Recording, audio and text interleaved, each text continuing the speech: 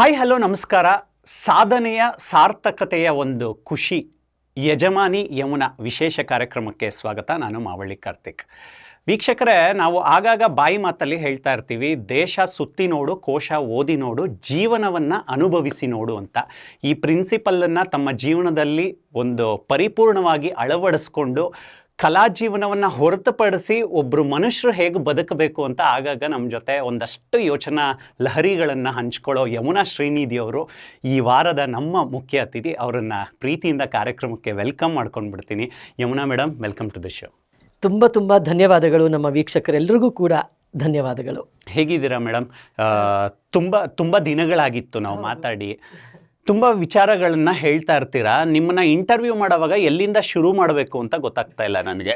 ನಾನು ಮಾತಾಡೋಕೆ ಮುಂಚೆ ನಿಮ್ಮ ಪರಿಚಯ ಭಾಳ ಇಷ್ಟ ಆಯಿತು ನನಗೆ. ತುಂಬ ಚೆನ್ನಾಗಿ ನನ್ನ ಪರಿಚಯ ಮಾಡಿಕೊಟ್ರಿ. ಬ್ಯೂಟಿಫುಲ್. ತುಂಬ ಧನ್ಯವಾದಗಳು. ಹೇಳಿ ಮೇಡಮ್, ನೀವೇ ಎಲ್ಲಿಂದ ಶುರು ಮಾಡೋಣ ಅಂತನಾ? ಅದು ನಿಮಗೆ ಬಿಟ್ಟಿದ್ದು. ನಿಜವಾಗ್ಲೂ ನಾನು ಏನು ಮಾತಾಡಬೇಕು ಅಂತ ನೀವು ಅಂದ್ಕೊಳ್ತೀರೋ ಅಲ್ಲಿಂದನೇ ಶುರು ಮಾಡೋಣ. ಸಾಧನೆ ಅಂತ ಒಂದು ಪದ ಹೇಳಿದೆ. ಅವರವ್ರ ಜೀವನದಲ್ಲಿ ಸಾಧಿಸೋದು ಅವರ ಟಾರ್ಗೆಟ್ಗಳು ಅವ್ರವ್ರಿಗೆ ಮೀಸಲಾಗಿರುತ್ತೆ. ನಾವು ಯಾವ್ದ್ಯಾವ್ದನ್ನೋ ಏನೇನೋ ಮಾಡೋಕ್ಕೆ ಹೋಗಿ ನಮ್ಮ ಜೀವನದ ಒಂದು ಆ ರಸಕ್ಷಣಗಳನ್ನು ಕಳ್ಕೊಳ್ತಾ ಹೋಗ್ತೀವಿ. ಆದರೆ ನಿಮ್ಮ ಜೀವನನ ಇಷ್ಟು ವರ್ಷಗಳ ಕಾಲ ನೋಡಿದ್ದೀವಿ. ಲಿವಿಂಗ್ ಎಟ್ ದ ಮೂಮೆಂಟ್ ಅನ್ನೋದು ನಿಮ್ಮ ಅಸ್ತ್ರ. ಹೇಗಿದೆ ಜೀವನ? ತುಂಬ ಸರಿಯಾಗಿ ಹೇಗೆ ತಿಳ್ಕೊಂಡ್ರಿ ಇಷ್ಟೊಂದು ನನ್ನ ಬಗ್ಗೆ ಅಂತ ಯೋಚನೆ ಮಾಡ್ತಾ ಇದ್ದೀನಿ. ನಿಜ, ನನ್ನ ಜೀವನದ ಮೂಲ ತತ್ವನೇ ಅದು. ಇವಾಗ ಇದನ್ನು ಜೀವಿಸಬೇಕು, ಆವಾಗಲೇ ನೀವು ಸಂತೋಷವಾಗಿರೋದಕ್ಕೆ ಸಾಧ್ಯ. ಆಮೇಲೆ ಸಕಾರಾತ್ಮಕ ಚಿಂತನೆಗಳು ಬರೋದು ಆವಾಗಲೇ. ನೀವು ಹಿಂದಿಂದ ಯೋಚನೆ ಮಾಡಿ ಅಥವಾ ತುಂಬ ಮುಂದಿಂದ ಯೋಚನೆ ಮಾಡೋದಕ್ಕೆ ಹೋಗಿ ನಕಾರಾತ್ಮಕ ಚಿಂತನೆಗಳು, ಆಮೇಲೆ ಏನೋ ಎತ್ತು ಅಂತ ಭಯ, ಇವುಗಳೇ ಜಾಸ್ತಿ ಬರುತ್ತೆ. ಸೊ ಹಾಗಾಗಿ ಈಗ ಪ್ರಸ್ತುತವಾಗಿ ಏನಿದೆಯೋ ಅದನ್ನು ಜೀವಿಸಬೇಕು ಅನ್ನೋದೇ ನನ್ನ ಮೂಲ ತತ್ವ. ಅದನ್ನು ನೀವು ತುಂಬ ಚೆನ್ನಾಗಿ ಹೇಳಿದ್ರಿ. ಬಹಳ ಚೆನ್ನಾಗಿ ಸೊಗಸಾಗಿ ನಡೀತಾ ಇದೆ. ಮಕ್ಕಳಿಬ್ಬರನ್ನೂ ಒಂದು ಹಂತಕ್ಕೆ ಮುಟ್ಟಿಸಿದೆ ಅನ್ನೋ ಒಂದು ತೃಪ್ತಿ ಇದೆ ನನಗೆ. ನೋಡಿ, ಮಕ್ಕಳಿಗೆ 18 ವರ್ಷ ಆಗೋವರೆಗೂ ಅವರನ್ನು ತೀರಾ ಹತ್ತಿರದಲ್ಲಿ ಇಟ್ಕೊಂಡು ಅವ್ರಿಗೆಲ್ಲ ಆಗು ಹೋಗುಗಳಿಗೆ ಅವ್ರ ಜೊತೆಯಲ್ಲೇ ಇದ್ದು ನೋಡಿಕೊಂಡು ನಾನು ನನ್ನ ಏನು ಹೇಳ್ತಾರೆ, ವೃತ್ತಿ ಜೀವನಕ್ಕೆ ಸ್ವಲ್ಪ ಅಡೆತಡೆಗಳು ಬಂದರೂ ಚಿಂತೆ ಇಲ್ಲ, ಅದ್ರ ಬಗ್ಗೆ ಯೋಚನೆ ಮಾಡಿದೆ. ಇಲ್ಲ, ಈಗ ಮಕ್ಕಳು ಮುಖ್ಯ ಅಂತ ನಾನು ಇದುವರೆಗೂ ಮಕ್ಕಳಿಗೆ ಕೊಟ್ಟಂಥ ಒಂದು ಸಮಯ ಸಂದರ್ಭ. ಅವರು ಕಾಲೇಜ್ಗೆ ಹೋಗಿದ್ದಾರೆ, ಇಬ್ಬರು ಆರಾಮಾಗಿ ಅವ್ರ ಪಾಡಿಗೆ ಅವರು ತುಂಬ ಬ್ಯುಸಿಯಾಗಿ ಕಾಲೇಜಿನಲ್ಲಿ ಇದ್ದಾರೆ. ಇವಾಗ ನಾನು ನನ್ನ ಸಮಾಜ ಸೇವೆಗಳೇನಿದೆಯೋ ಅಥವಾ ಮತ್ತೊಂದು ಮಗದೊಂದು ನನ್ನ ವೃತ್ತಿ ಜೀವನ, ಆ್ಯಕ್ಟಿಂಗು ಕೂಡ ಆಗಬಹುದು, ಇದೆಲ್ಲದ್ರ ಕಡೆ ಸಾಕಷ್ಟು ಗಮನ ಕೊಡುವಂಥ ಒಂದು ಏರ್ಪಾಡಾಗಿದೆ. ಹಾಗಾಗಿ ಖುಷಿಯಾಗಿ ನಡೀತಾ ಇದೆ. ಏನು ತುಂಬ ಏರ್ಪೋರ್ಟ್ಗಳಲ್ಲಿ ಜಾಸ್ತಿ ಕಾಣಿಸ್ಕೊಳ್ತೀರಂತೆ ನೀವು, ಅಮೇರಿಕಾ ಟು ಇಂಡಿಯಾ. ಎಲ್ಲಿ ಹೋದ್ರು ಇವಾಗ ಇದೇ ಪ್ರಶ್ನೆ ಆಗಿಬಿಟ್ಟಿದೆ. ಮೊನ್ನೆ ಕಾರ್ಯಕ್ರಮದಲ್ಲಿ ಎಲ್ಲರೂ ಇದೇ ಪ್ರಶ್ನೆ ಕೇಳ್ತಾ ಇದ್ರು, ಯಾವಾಗ ಬಂದ್ರಿ ಅಂತ. ಆ ರೀತಿ ಆಗಿಬಿಟ್ಟಿದೆ. ಅದು ಮಕ್ಕಳು ಅಲ್ಲಿ ಓದ್ತಾ ಇರೋದ್ರಿಂದ, ಸ್ವಲ್ಪ ಅಮೆರಿಕ ದೇಶದಲ್ಲಿ ಅವ್ರು ಅಲ್ಲಿರೋದ್ರಿಂದ ಅವ್ರಿಗೆ ರಜಾ ಸಿಕ್ಕಿದಾಗಲೆಲ್ಲ ಹೋಗೋ ಅಂಥದ್ದು ಒಂದು. ನಮ್ಮ ಮನೆಯವರು ಸ್ವಲ್ಪ ಜಾಸ್ತಿ ಅಲ್ಲೇ ಇರ್ತಾರೆ. ಸೊ ಹಾಗಾಗಿ ಅವರು ಮಕ್ಳಿಗೆ ರಜಾ ಬಂದ ತಕ್ಷಣ, ನೋಡು ಮಕ್ಳಿಗೆ ಒಂದು 15 ದಿನ ರಜಾ ಇದೆ, ಬಂದುಬಿಡ್ತೀಯ 2 ವಾರ ಅಂತ. ಸೊ ಹಾಗಾಗಿ ಇವಾಗ ಕ್ರಿಸ್ಮಸ್ ರಜೆ ಇತ್ತು, ಹೋಗಿ ಬಂದೆ. ಇವಾಗ ಮತ್ತೆ ಬೇಸಿಗೆ ರಜೆ ಶುರುವಾಗುತ್ತೆ, ಹೋಗಬೇಕು. ಸೊ ಈ ರೀತಿಯಾಗಿ ಮಕ್ಕಳಿರೋದ್ರಿಂದ ಒಂಚೂರು ಜಾಸ್ತಿ. ಅದು ಅಲ್ಲದೆ ನಮ್ಮ ಮನೆಯವರು, ನಮ್ಮ ಪತಿ ಶ್ರೀನಿಧಿ ತುಂಬ ದೇಶ ಸುತ್ತುತ್ತಾರೆ. ಸಿಕ್ಕಾಬಟ್ಟೆ ಇಚ್ಛೆ ಅವರಿಗೆ ಚಿಕ್ಕ ವಯಸ್ಸಿಂದನೂ.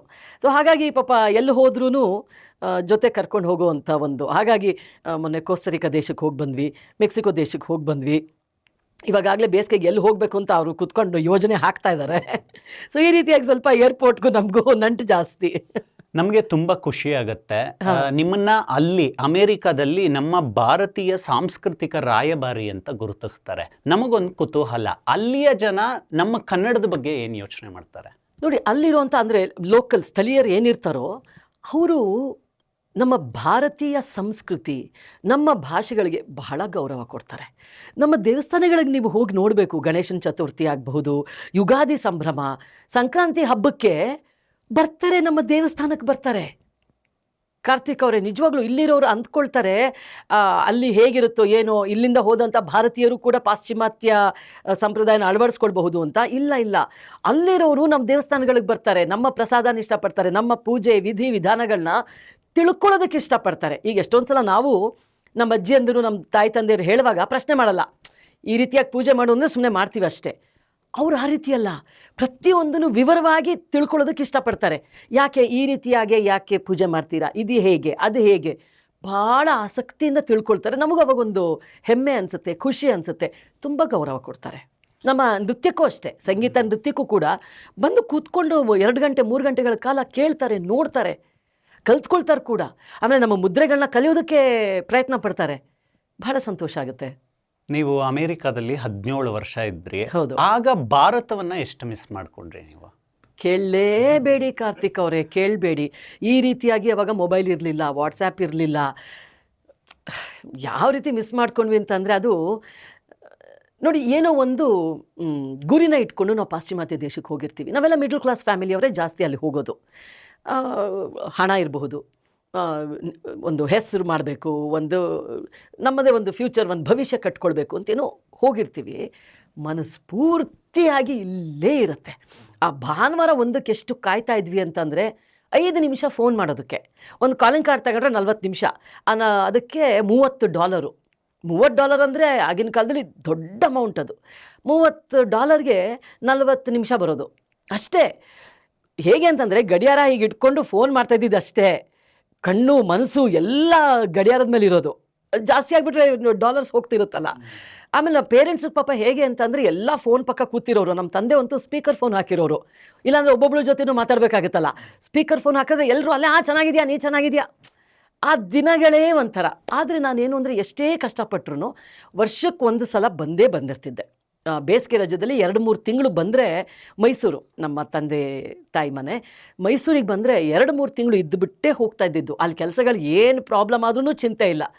ಅದು ಒಂಥರ ಬರೋದಕ್ಕೆ ವರ್ಷ ಇಡೀ ನಾವು ದುಡಿತಾ ಇದ್ದಿದ್ದು ಅಥವಾ ಉಳಿಸ್ತಾ ಇದ್ದಿದ್ದು. ಆ ಒಂದು ಭಾರತಕ್ಕೆ ಬಂದು ಹೋಗೋ ಖುಷಿ ಇದೆಯಲ್ಲ, ಅದನ್ನು ಮನಸ್ಸಿನಲ್ಲಿ ಇಟ್ಕೊಂಡು ವರ್ಷ ಇಡೀ ಕೆಲಸ ಮಾಡ್ತಾಯಿದ್ವಿ. ಆ ರೀತಿಯಾಗಿತ್ತು ಆ ಜೀವನ. ನಿಮ್ಮ ಹಳೆ ಫೋಟೋಸ್ ಎಲ್ಲ ನೋಡ್ತಾ ಇದ್ವಿ ನಾವು. ಈ NCC ನೇವಿಯಲ್ಲೂ ಕೂಡ ಮಾಡ್ತಾ ಇದ್ರಿ ನೀವು. ಅದಾದಮೇಲೆ ಈ ಥರ ಅಮೇರಿಕಾಕ್ಕೆ ಹೋಗ್ತೀರಾ, ಮತ್ತೆ ಇಂಡಿಯಾಗೆ ಬರ್ತೀರಾ. ನಿಮ್ಮ ಸಿನಿಮಾ ಸೇವೆ ನೋಡಿದ್ದೀವಿ ನಾವು. ಇನ್ನೊಂದು ನಿಮ್ಮ ಜೀವನದ ಮಜಲು, ಸಮಾಜ ಸೇವೆ ಕೂಡ ಬಹಳ ಆ್ಯಕ್ಟಿವ್ ಆಗ್ತಾ ಇದೆ ಅಂತ ಗೊತ್ತಾಯಿತು. ಹೌದು. ಅದು ನೋಡಿ ಕಾರ್ತಿಕ್ ಅವ್ರು, ಏನಾಗುತ್ತೆ, ನಾನು NCCನಲ್ಲಿ ಇದ್ದಿದ್ದು ಇಷ್ಟೆಲ್ಲದಕ್ಕೂ ಮೂಲ ಕಾರಣ ಅದೇ ಅಂತ ಹೇಳಬೇಕು. ನಾನು ಒಂಥರ ನನ್ನಷ್ಟಕ್ಕೆ ನಾನು ಇರೋವಂಥ ಒಂಥರ ಇಂಟ್ರೋವರ್ಟ್ ಅಂತಾರಲ್ಲ, ಆ ರೀತಿ ಇದ್ದಂಥವಳು. ಯಾರೂ ನಂಬಲ್ಲ ಇವಾಗ ಹೇಳಿದ್ರೆ. ಒಬ್ಬರ ಜೊತೆ ಹೀಗೆ ಕತ್ತೆತ್ತು ಮಾತಾಡ್ತಿರ್ಲಿಲ್ಲ, ಆ ರೀತಿ ವ್ಯಕ್ತಿತ್ವ ನಂದು. NCCಗೆ ಹೋಗಿದ್ದೇನೆ ನಮಗೆ ಲೀಡರ್ಶಿಪ್ ಕ್ವಾಲಿಟೀಸು, ಆಮೇಲೆ ಎಲ್ಲರ ಜೊತೆ ಬೆರೆಯುವಂಥದ್ದು, ಮಾತಾಡೋ ಅಂಥದ್ದು, ಅದನ್ನೆಲ್ಲ ನಮಗೆ ಕಲಿಸ್ಕೊಟ್ಟಿದ್ದೆ NCC. ನನಗೆ ಆ್ಯಕ್ಚುಲಿ ಇಂಡಿಯನ್ ನೇವಿ ಸೇರ್ಕೊಳ್ಬೇಕಂತ ಆಸೆ ಇತ್ತು. ನಮ್ಮ ತಂದೆಯವ್ರು ನಾನು ಏನು ಮಾಡ್ತೀನಿ ಅಂದರು ಪಾಪ ಗಂಡು ಮಗು ಥರ ಬಿಟ್ಟಂಥವ್ರು, ಅದು ಒಂದು ಬೇಡ ಅಂತ ಹೇಳಿದರು. ಇರೋದೊಬ್ಬಳೇ ಹೆಣ್ಮಗಳು, 2 ಫ್ಯಾಮಿಲಿಯಿಂದ ನಾನು ಒಬ್ಬಳೇ ಹೆಣ್ಮಗಳಿದ್ದಿದ್ದು. ಆಗ ಅವರು ಅಕ್ಕ ತಂಗಿ ಅಣ್ಣ ತಮ್ಮ ಮದುವೆ ಆಗಿರೋದು. ಅವ್ರಿಗೂ 2 ಗಂಡು ಮಕ್ಕಳು, ಇವ್ರಿಗೂ 2 ಗಂಡು ಮಕ್ಕಳು. ನಮ್ಮ ತಂದೆ ತಾಯಿಗೆ ನಾನು ಒಬ್ಬಳೇ ಮಧ್ಯದಲ್ಲಿ ಹೆಣ್ಮಗಳು. ಅದು ಒಂದು ಬಿಟ್ಟು ನೀನು ಏನು ಕೇಳಿದ್ರು ನೆರವೇರಿಸ್ತೀನಿ ಅಂತ ನಮ್ಮ ತಂದೆಯವರು ಹೇಳಿದರು. ಅದು ಒಂದು ಕೊರಗು ನನಗೆ ಇತ್ತು. ನಾನು ದೇಶ ಸೇವೆನ ಇಂಡಿಯನ್ ಆರ್ಮ್ ಫೋರ್ಸಸ್, ಇಲ್ಲ ಆರ್ಮಿ, ನೇವಿ, ಏರ್ ಫೋರ್ಸಲ್ಲೇ ಸೇರಬೇಕು ಅಂತ. ನಾನು NCCನಲ್ಲಿ ನೇವಲ್ ಕೆಡೆಟ್ ಆಗಿದ್ದರಿಂದ ಇಂಡಿಯನ್ ನೇವಿ ಸೇರಬೇಕು ಅಂತ ಭಾಳ ಆಸೆ ಪಟ್ಟಿದ್ದೆ. ಕದ್ದು ಮುಚ್ಚಿ ಪರೀಕ್ಷೆಗಳನ್ನು ಕೂಡ ಬರೆದುಬಿಟ್ಟಿದ್ದೆ. ನಮ್ಮ ತಂದೆ ಅದೊಂದನ್ನು ಬೇಡ ಅಂತ ಹೇಳಿದ್ರಿಂದ ಎಲ್ಲೋ ಒಂದು ಕಡೆ ನನಗೆ ದೇಶ ಸೇವೆ ಅನ್ನೋದು ಅಚ್ಚಳಿಯದ ಹಾಗೆ ನಿಂತುಬಿಟ್ಟಿದೆ. ಆಮೇಲೆ ಇನ್ನೊಂದೇನಾಗುತ್ತೆ ನೋಡಿ, ಭವಿಷ್ಯ ಕಟ್ಕೊಳ್ಬೇಕು ಅಂತ ಆ ವಯಸ್ಸಿನಲ್ಲಿ ತುಂಬ ಬರುತ್ತೆ. ಯಾವುದೋ ಒಂದು ಸಾಧನೆ ಮಾಡಬೇಕು, ಹಣ ಮಾಡಬೇಕು, ಇದು ಸಾಮಾನ್ಯವಾಗಿರುವಂಥದ್ದೇ ಒಂದು, ಅದೇನು ಅತಿಶಯೋಕ್ತಿ ಅಲ್ಲ. ಅಂಥ ಸಮಯದಲ್ಲಿ ಸ್ವಲ್ಪ ಬೇರೆಯವ್ರಿಗೆ ಸಹಾಯ ಮಾಡಬೇಕು, ನನ್ನ ದೇಶಕ್ಕೆ ಏನಾದರೂ ಮಾಡಬೇಕು ಅಂತ ಇದ್ರೂ ಅದು ಸ್ವಲ್ಪ ಹಿಂದ್ಗಡೆ ಸೀಟ್ ತೊಗೊಂಡಿರುತ್ತೆ. ಯಾಕಂದರೆ ನಮ್ಮದನ್ನು ನಾವು ನೋಡ್ಕೋತಾ ಇರ್ತೀವಿ. ಒಂದು ಘಟ್ಟಕ್ಕೆ ಬಂದ ಮೇಲೆ, ಈಗ ಮಕ್ಕಳೇನೋ ಒಂದು ಕಾಲೇಜ್ಗೆ ಹೋಗಿ ಚೆನ್ನಾಗಿ ಸೆಟ್ಲಾಗಿದ್ದಾರೆ, ಏನೋ ಗಂಡ ಸಾಕಷ್ಟು ನಮ್ಮ ಸಂಸಾರಕ್ಕಾಗುವಷ್ಟು ದುಡ್ದಿದ್ದಾರೆ, ಇದೆಲ್ಲ ಬಂದ ಮೇಲೆ ಆವಾಗ ನಿಮ್ಮ ಒಂದು ಚೈಲ್ಡ್ಹುಡ್ಡಲ್ಲಿ ಏನು ಒಂದು ನಿಮಗೊಂದು ಗುರಿ ಇತ್ತು ಅಥವಾ ಆಸೆಗಳು, ಅಲ್ಲಿ ನಿಮ್ಮ ಭವಿಷ್ಯ ಬರಲ್ಲ, ನಿಮ್ಮ ಆಸೆಗಳು ಬರುತ್ತಲ್ಲಿ, ಏನೇನು ಮಾಡಬೇಕು ಅಂತಿದ್ದಿದ್ದು ಅದೆಲ್ಲ ಹೊರಗಡೆ ಬರೋಕ್ಕೆ ಶುರುವಾಗುತ್ತೆ. ಚಿಕ್ಕ ವಯಸ್ಸಿಂದನೂ ಮಾಡ್ಕೊಂಡು ಬಂದಿದ್ದು ಈಗ ಸ್ವಲ್ಪ ಜಾಸ್ತಿ ಆಗಿದೆ ನೋಡಿ. ರಕ್ತದಾನ ನಾನು ಮಾಡೋಕ್ಕೆ ಶುರು ಮಾಡಿದ್ದು ನಂಗೆ 18 ವರ್ಷ ವಯಸ್ಸಿದ್ದಾಗ. ನಾನು ಚಿಕ್ಕ ಪುಟ್ಟ ನನ್ನ ಕೈಲಾದಂಥದ್ದು ಮಾಡ್ತಾ ಇದ್ದಿದ್ದನ್ನು ನಮ್ಮ ತಂದೆಯವರು ತುಂಬ ನನಗೆ ಪ್ರೋತ್ಸಾಹ ಕೊಟ್ಟರು. ಇಲ್ಲ ಮಾಡು ಮಗಳೇ ಅಂತ. ಕೆಲವು ಸಲ ಏನಾಗುತ್ತೆ, ಇದೆಲ್ಲ ಬಿಟ್ಬಿಡು ನೀನು, ಏನಂತಾರೆ, ಮನೆಗೆ ಮಾರಿ ಊರಿಗೆ ಉಪಕಾರಿ ಅಂತ ಬೈತಾರಲ್ವ, ಆ ರೀತಿ ಮಾಡಿದೆ. ನಮ್ಮ ತಂದೆಯವರು ಅದರಲ್ಲೇ ಇದ್ದಿದ್ದರಿಂದ ಅದೊಂದು ಸ್ಫೂರ್ತಿ ನನಗೆ. ನಮ್ಮ ತಂದೆಯವರು ನಮ್ಮ ಹಳ್ಳಿನಲ್ಲಿ ಇದ್ದಂತಹ ತೀರಾ ಒಂದು ಬಡ ಮಕ್ಕಳು ಇರ್ತಾರಲ್ಲ, ಅವ್ರನ್ನ ಮನೆಗೆ ಕರ್ಕೊಂಡು ಬಂದು ಇಟ್ಕೊಂಡು ವಿದ್ಯಾಭ್ಯಾಸ ಮಾಡಿಸ್ತಿದ್ರು. ಅದನ್ನೆಲ್ಲ ನೋಡಿ ಬೆಳೆದಂಥವಳು ನಾನು. ಹೀಗೆ ನಮಗೆ ದೇವ್ರು ಒಂಚೂರು ಕೊಟ್ಟರೆ ಅದನ್ನು ಹಂಚ್ಕೊಂಡು ತಿನ್ನಬೇಕು, ಹಂಚ್ಕೊಂಡು ಬದುಕಬೇಕು ಅನ್ನೋದನ್ನು ನಮ್ಮ ತಂದೆಯವ್ರನ್ನ ನೋಡಿ ನಾನು ಕಲ್ತ್ಕೊಂಡಿದ್ದೆ. ಸೊ ಹಾಗಾಗಿ ಇವಾಗಲೂ ಅದೇ ಲೈನಲ್ಲಿ ಹೋಗ್ತಾ ಇದ್ದೀನಿ. ಸಾಕಷ್ಟು ಮಕ್ಕಳಿಗೆ ವಿದ್ಯಾರ್ಥಿ ವೇತನವನ್ನು ನೀಡ್ತಾ ಇದ್ದೀನಿ. ನಮ್ಮ ತಂದೆಯವರ ಹೆಸರಿನಲ್ಲೇ ವಿದ್ಯಾರ್ಥಿ ವೇತನ, ಪ್ರೊಫೆಸರ್ ಕೃಷ್ಣೇಗೌಡ ವಿದ್ಯಾರ್ಥಿ ವೇತನ ಅಂತ ಹೇಳಿ ಅದನ್ನು ನಡೆಸ್ಕೊಂಡು ಬರ್ತಾ ಇದ್ದೀನಿ. ಏನೋ ಒಂದು ಸಮಾಧಾನ. ಆಮೇಲೆ ನಮ್ಮ ಗೌರ್ಮೆಂಟ್ ಶಾಲೆಗಳಿಗೆ ಹೋಗ್ತಾ ಇರ್ತೀನಿ, NCC ಕ್ಯಾಂಪ್ಗಳಿಗೆ ಕರಿತಿರ್ತಾರೆ, ಹೋಗ್ತಾ ಇರ್ತೀನಿ. ಇದೆಲ್ಲ ಸ್ವಯಂ ಸೇವಕಳಾಗಿ ಹೋಗ್ತೀನಿ. ಯಾವುದೋ ಒಂದು ಫೈನಾನ್ಷಿಯಲ್ ಇದು ಇಲ್ಲದೆ ನನ್ನ ಇಚ್ಛೆಯಿಂದ ಹೋಗಿ ಮಕ್ಕಳಿಗೆ ಪಾಠ ಹೇಳ್ಕೊಡೋದು, ಏನೋ ಒಂದು ಸೇವೆ ಮಾಡಿ ಬರೋದು, ಇದನ್ನು ಇಟ್ಕೊಂಡಿದ್ದೀನಿ. ನಿಮ್ಮ ಕಣ್ಣುಗಳು ನಿಮಗೆ ವರದಾನನ? ಓಹೋ ಧನ್ಯವಾದಗಳು. ಇವತ್ತಿನ ದಿನ ಲವಲವಿಕೆಯಿಂದ ಖುಷಿಯಾಗಿರೋದಕ್ಕೆ ಇದು ಸಾಕು ನನಗೆ. ಏನಕ್ಕೆ ಕೇಳಿದೆ ಅಂದರೆ, ಈ ಭರತನಾಟ್ಯ ಕಲಾವಿದರು ಸಿನಿಮಾಗೆ ಟ್ರಾನ್ಸಿಷನ್ ತಗೊಳ್ಳೋವಾಗ ಒಂದಷ್ಟು ಪ್ರಿಪ್ರೇಷನ್ಸ್ ಅಗತ್ಯ ಇರುತ್ತೆ. ಮತ್ತು ಕೆಲವೊಂದು ಈ ಮುದ್ರೆಗಳು, ಅವರ ಫಿಸಿಕಲ್ ಅಪೀರಿಯನ್ಸ್ಗಳು ಅವ್ರಿಗೆ ಸಪೋರ್ಟ್ ಕೂಡ ಮಾಡುತ್ತೆ. ಖಂಡಿತ. ನಿಮಗೆ ಯಾವ ಥರ ಅದು ಬೆಂಬಲ ಕೊಡ್ತು ಆ ಸ್ಟೆಪ್ಗೆ? ಡೆಫಿನೆಟ್ಲಿ ಸಿಕ್ಕಾಪಟ್ಟೆ ಅನುಕೂಲ ಆಯಿತು. ನಾನು ನೋಡಿ, ಎಲ್ಲರೂ ರಿಟೈರ್ ಆಗುವಂಥ ನಮ್ಮ ಸಿನಿಮಾ ರಂಗ, ಈ ಒಂದು ಆ್ಯಕ್ಟಿಂಗ್ ಕೆರಿಯರ್ ಏನಿದೆ, ಇದನ್ನು ನಿವೃತ್ತಿ ಹೊಂದೋ ಸಮಯದಲ್ಲಿ ನಾನು ಎಂಟ್ರಾಗಿದ್ದು. ನಾನು ಮೊದಲನೇ ಧಾರಾವಾಹಿ ಅಶ್ವಿನಿ ನಕ್ಷತ್ರ ಮಾಡೋಕ್ಕೆ ಮೊದಲು ಕಾಲಿಟ್ಟಾಗ 38 ವರ್ಷಗಳು ನನಗೆ. ಸೊ ಆವಾಗ ಆ್ಯಕ್ಟಿಂಗ್ ಕೆರಿಯರ್ಗೆ ಹೋಗಿ ಮಾಡೋದೇನು ಅಂತ ಅನ್ನಿಸ್ಬಹುದು. ಅದೇನಾಗುತ್ತೆ, ನೀವು ಹೇಳಿದ ಹಾಗೆ ಭರತನಾಟ್ಯ ಕಲೆಯಲ್ಲಿ ನಮ್ಮದೆಲ್ಲ ಮುಖಾಭಿನಯನೇ ಜಾಸ್ತಿ ಇರುತ್ತೆ, ನವರಸಗಳೇ ನಮಗೆ. ಸೊ ಹಾಗಾಗಿ ಒಂದು ಅನುಕೂಲಗಳೇ ಜಾಸ್ತಿ ಆಗಿದೆ. ಒಂದು ಅನಾನುಕೂಲ ಏನಪ್ಪ ಅಂತಂದರೆ, ನಾವು ಸ್ಟೇಜ್ ಪರ್ಫಾರ್ಮಿಂಗ್ ಆರ್ಟಿಸ್ಟ್ಗಳು ಏನಿರ್ತೀವಿ, ನಾವು ಎಲ್ಲದೂ ಸ್ವಲ್ಪ ಹೆಚ್ಚುಗಾರಿಕೆ ಮಾಡೋದು ಜಾಸ್ತಿ. ಅಂದರೆ ವೇದಿಕೆಯಿಂದ ಆಡಿಯನ್ಸಿಗೆ ಕಾಣಿಸ್ಬೇಕು ಅಂತಂದರೆ ನೀವು ಸ್ವಲ್ಪ ಜಾಸ್ತಿನೇ ಮಾಡಬೇಕಾಗತ್ತೆ ಎಕ್ಸ್ಪ್ರೆಷನ್ಗಳನ್ನ. ನೀವು ರಾವಣ ಬಂದ ಅಂತಂದರೆ ರಾವಣ ಬಂದ ಅಂದರೆ ಸಾಕಾಗಲ್ಲ. ರಾವಣನ ನೀವು ಅಷ್ಟು ಎಕ್ಸಾಜುರೇಟ್ ಮಾಡಾಗಿ ಅವ್ನು ರಾಕ್ಷಸ ಅನ್ನೋದನ್ನೇ ತೋರಿಸ್ಬೇಕಾಗತ್ತೆ. ಅಲ್ಲಿ ತೊಂದರೆ ಏನಾಗಿತ್ತು ಅಂತಂದರೆ, ಕ್ಯಾಮ್ರಾ ಹತ್ತಿರ ಇರುತ್ತೆ ನಿಮಗೆ, ಅಲ್ಲೂ ನೀವು ಅಷ್ಟೇ ಕಣ್ಣು ಬಿಟ್ಟಾಗ, ಕೋಪ ಬಂದಾಗ ಅದು ತೀರಾ ಜಾಸ್ತಿ ಕಾಣಿಸುತ್ತೆ ಆಡಿಯನ್ಸಿಗೆ. ಆ ಒಂದು ತಪ್ಪನ್ನು ನಾನು ಮಾಡ್ತಾಯಿದ್ದೆ. ಪಾಪ ನಮ್ಮ ಆರೂರ್ ಜಗದೀಶ್ ಸರ್ ಅವ್ರಿಗೆ ಥ್ಯಾಂಕ್ಸ್ ಹೇಳ್ಬೇಕು ನಾನು. ಮೊದಲನೇ ಧಾರಾವಾಹಿನಲ್ಲಿ ನಿರ್ದೇಶಕರು, ಮೇಡಮ್ ಸ್ವಲ್ಪ ಕಡಿಮೆ ಮಾಡಿ ಆಮೇಲೆ ಎಲ್ಲದಕ್ಕೂ ಡಾನ್ಸರ್ ಥರ ಕೈ ಬಂದ್ಬಿಡೋದು. ಅವಳೆಲ್ಲೋದ್ಲು ಕರಿ ಅಂದರೆ ಸಾಕಲ್ವಾ, ಅವಳು ಎಲ್ಲಿ ಹೋದ್ಲು, ಅವಳನ್ನು ಕರಿ, ಈ ರೀತಿಯಾಗಿ ನಮ್ಮ ಇಡೀ ಅಂಗವನ್ನೇ ನಾವು ಬಳಸುವಂಥದ್ದು ಭರತನಾಟ್ಯದಲ್ಲಿ. ಅದು ಬರ್ತಾಯಿತ್ತು. ಅದನ್ನು ಪಾಪ ಅವ್ರು ಹೇಳಿ ಕಂಟ್ರೋಲ್ ಮಾಡಿ, ಆಮೇಲೆ ಅದು ಯಾವತ್ತಿದ್ರೂ ಯಾವುದಾದ್ರು ಜಾಸ್ತಿ ಇದ್ದರೆ ಕಡಿಮೆ ಮಾಡೋದು ಸುಲಭ, ತೀರಾ ಕಡಿಮೆ ಇದ್ದರೆ ಅದನ್ನು ಜಾಸ್ತಿ ಮಾಡೋದು ಕಷ್ಟ. ಸೊ ಹಾಗಾಗಿ ಅನುಕೂಲಗಳೇ ಜಾಸ್ತಿ ಆಗಿದೆ. ನೀವು 2013ರಲ್ಲಿ ಅಶ್ವಿನಿ ನಕ್ಷತ್ರ ಮಾಡಿದ್ದು ನಿಜ. ಆ ಟೈಮಲ್ಲಿ ಅನ್ನಿಸ್ತಾ ನಿಮಗೆ ಯಾವುದೋ ಒಂದು ಕೆಲಸ ಶುರು ಮಾಡೋದಕ್ಕೆ ಇಂಥದ್ದೇ ಟೈಮ್ ಬೇಕಾಗಿರಲ್ಲ ಅಂತ? ನಾನು ಇವತ್ತೂ ಈಗ ಹೇಳ್ತಾ ಇದ್ನಲ್ಲ, ಮಕ್ಕಳಿಗೆ ಪಾಠ ಹೇಳ್ಕೊಡೋದಕ್ಕೆ, ಈ ಸಾಫ್ಟ್ ಸ್ಕಿಲ್ಸ್ ಎಲ್ಲ ಹೇಳೋಕ್ಕೆ ಹೋಗ್ತೀನಿ ಅಂತ. ಆವಾಗ ಹೇಳೋದೇ ಅದು ನಾನು ಅವ್ರಿಗೆ, ಯಾವುದನ್ನಾದರೂ ಶುರು ಮಾಡೋದಕ್ಕೆ ರೈಟ್ ಟೈಮ್ ಅನ್ನೋದು ಯಾವಾಗ, ನಿಮ್ಮ ಮನಸ್ಸಿಗೆ ಯಾವಾಗ ನಾನು ಇದನ್ನು ಮಾಡಬೇಕು ಅಂತ ಬರುತ್ತೋ ಅದೇ ರೈಟ್ ಟೈಮ್.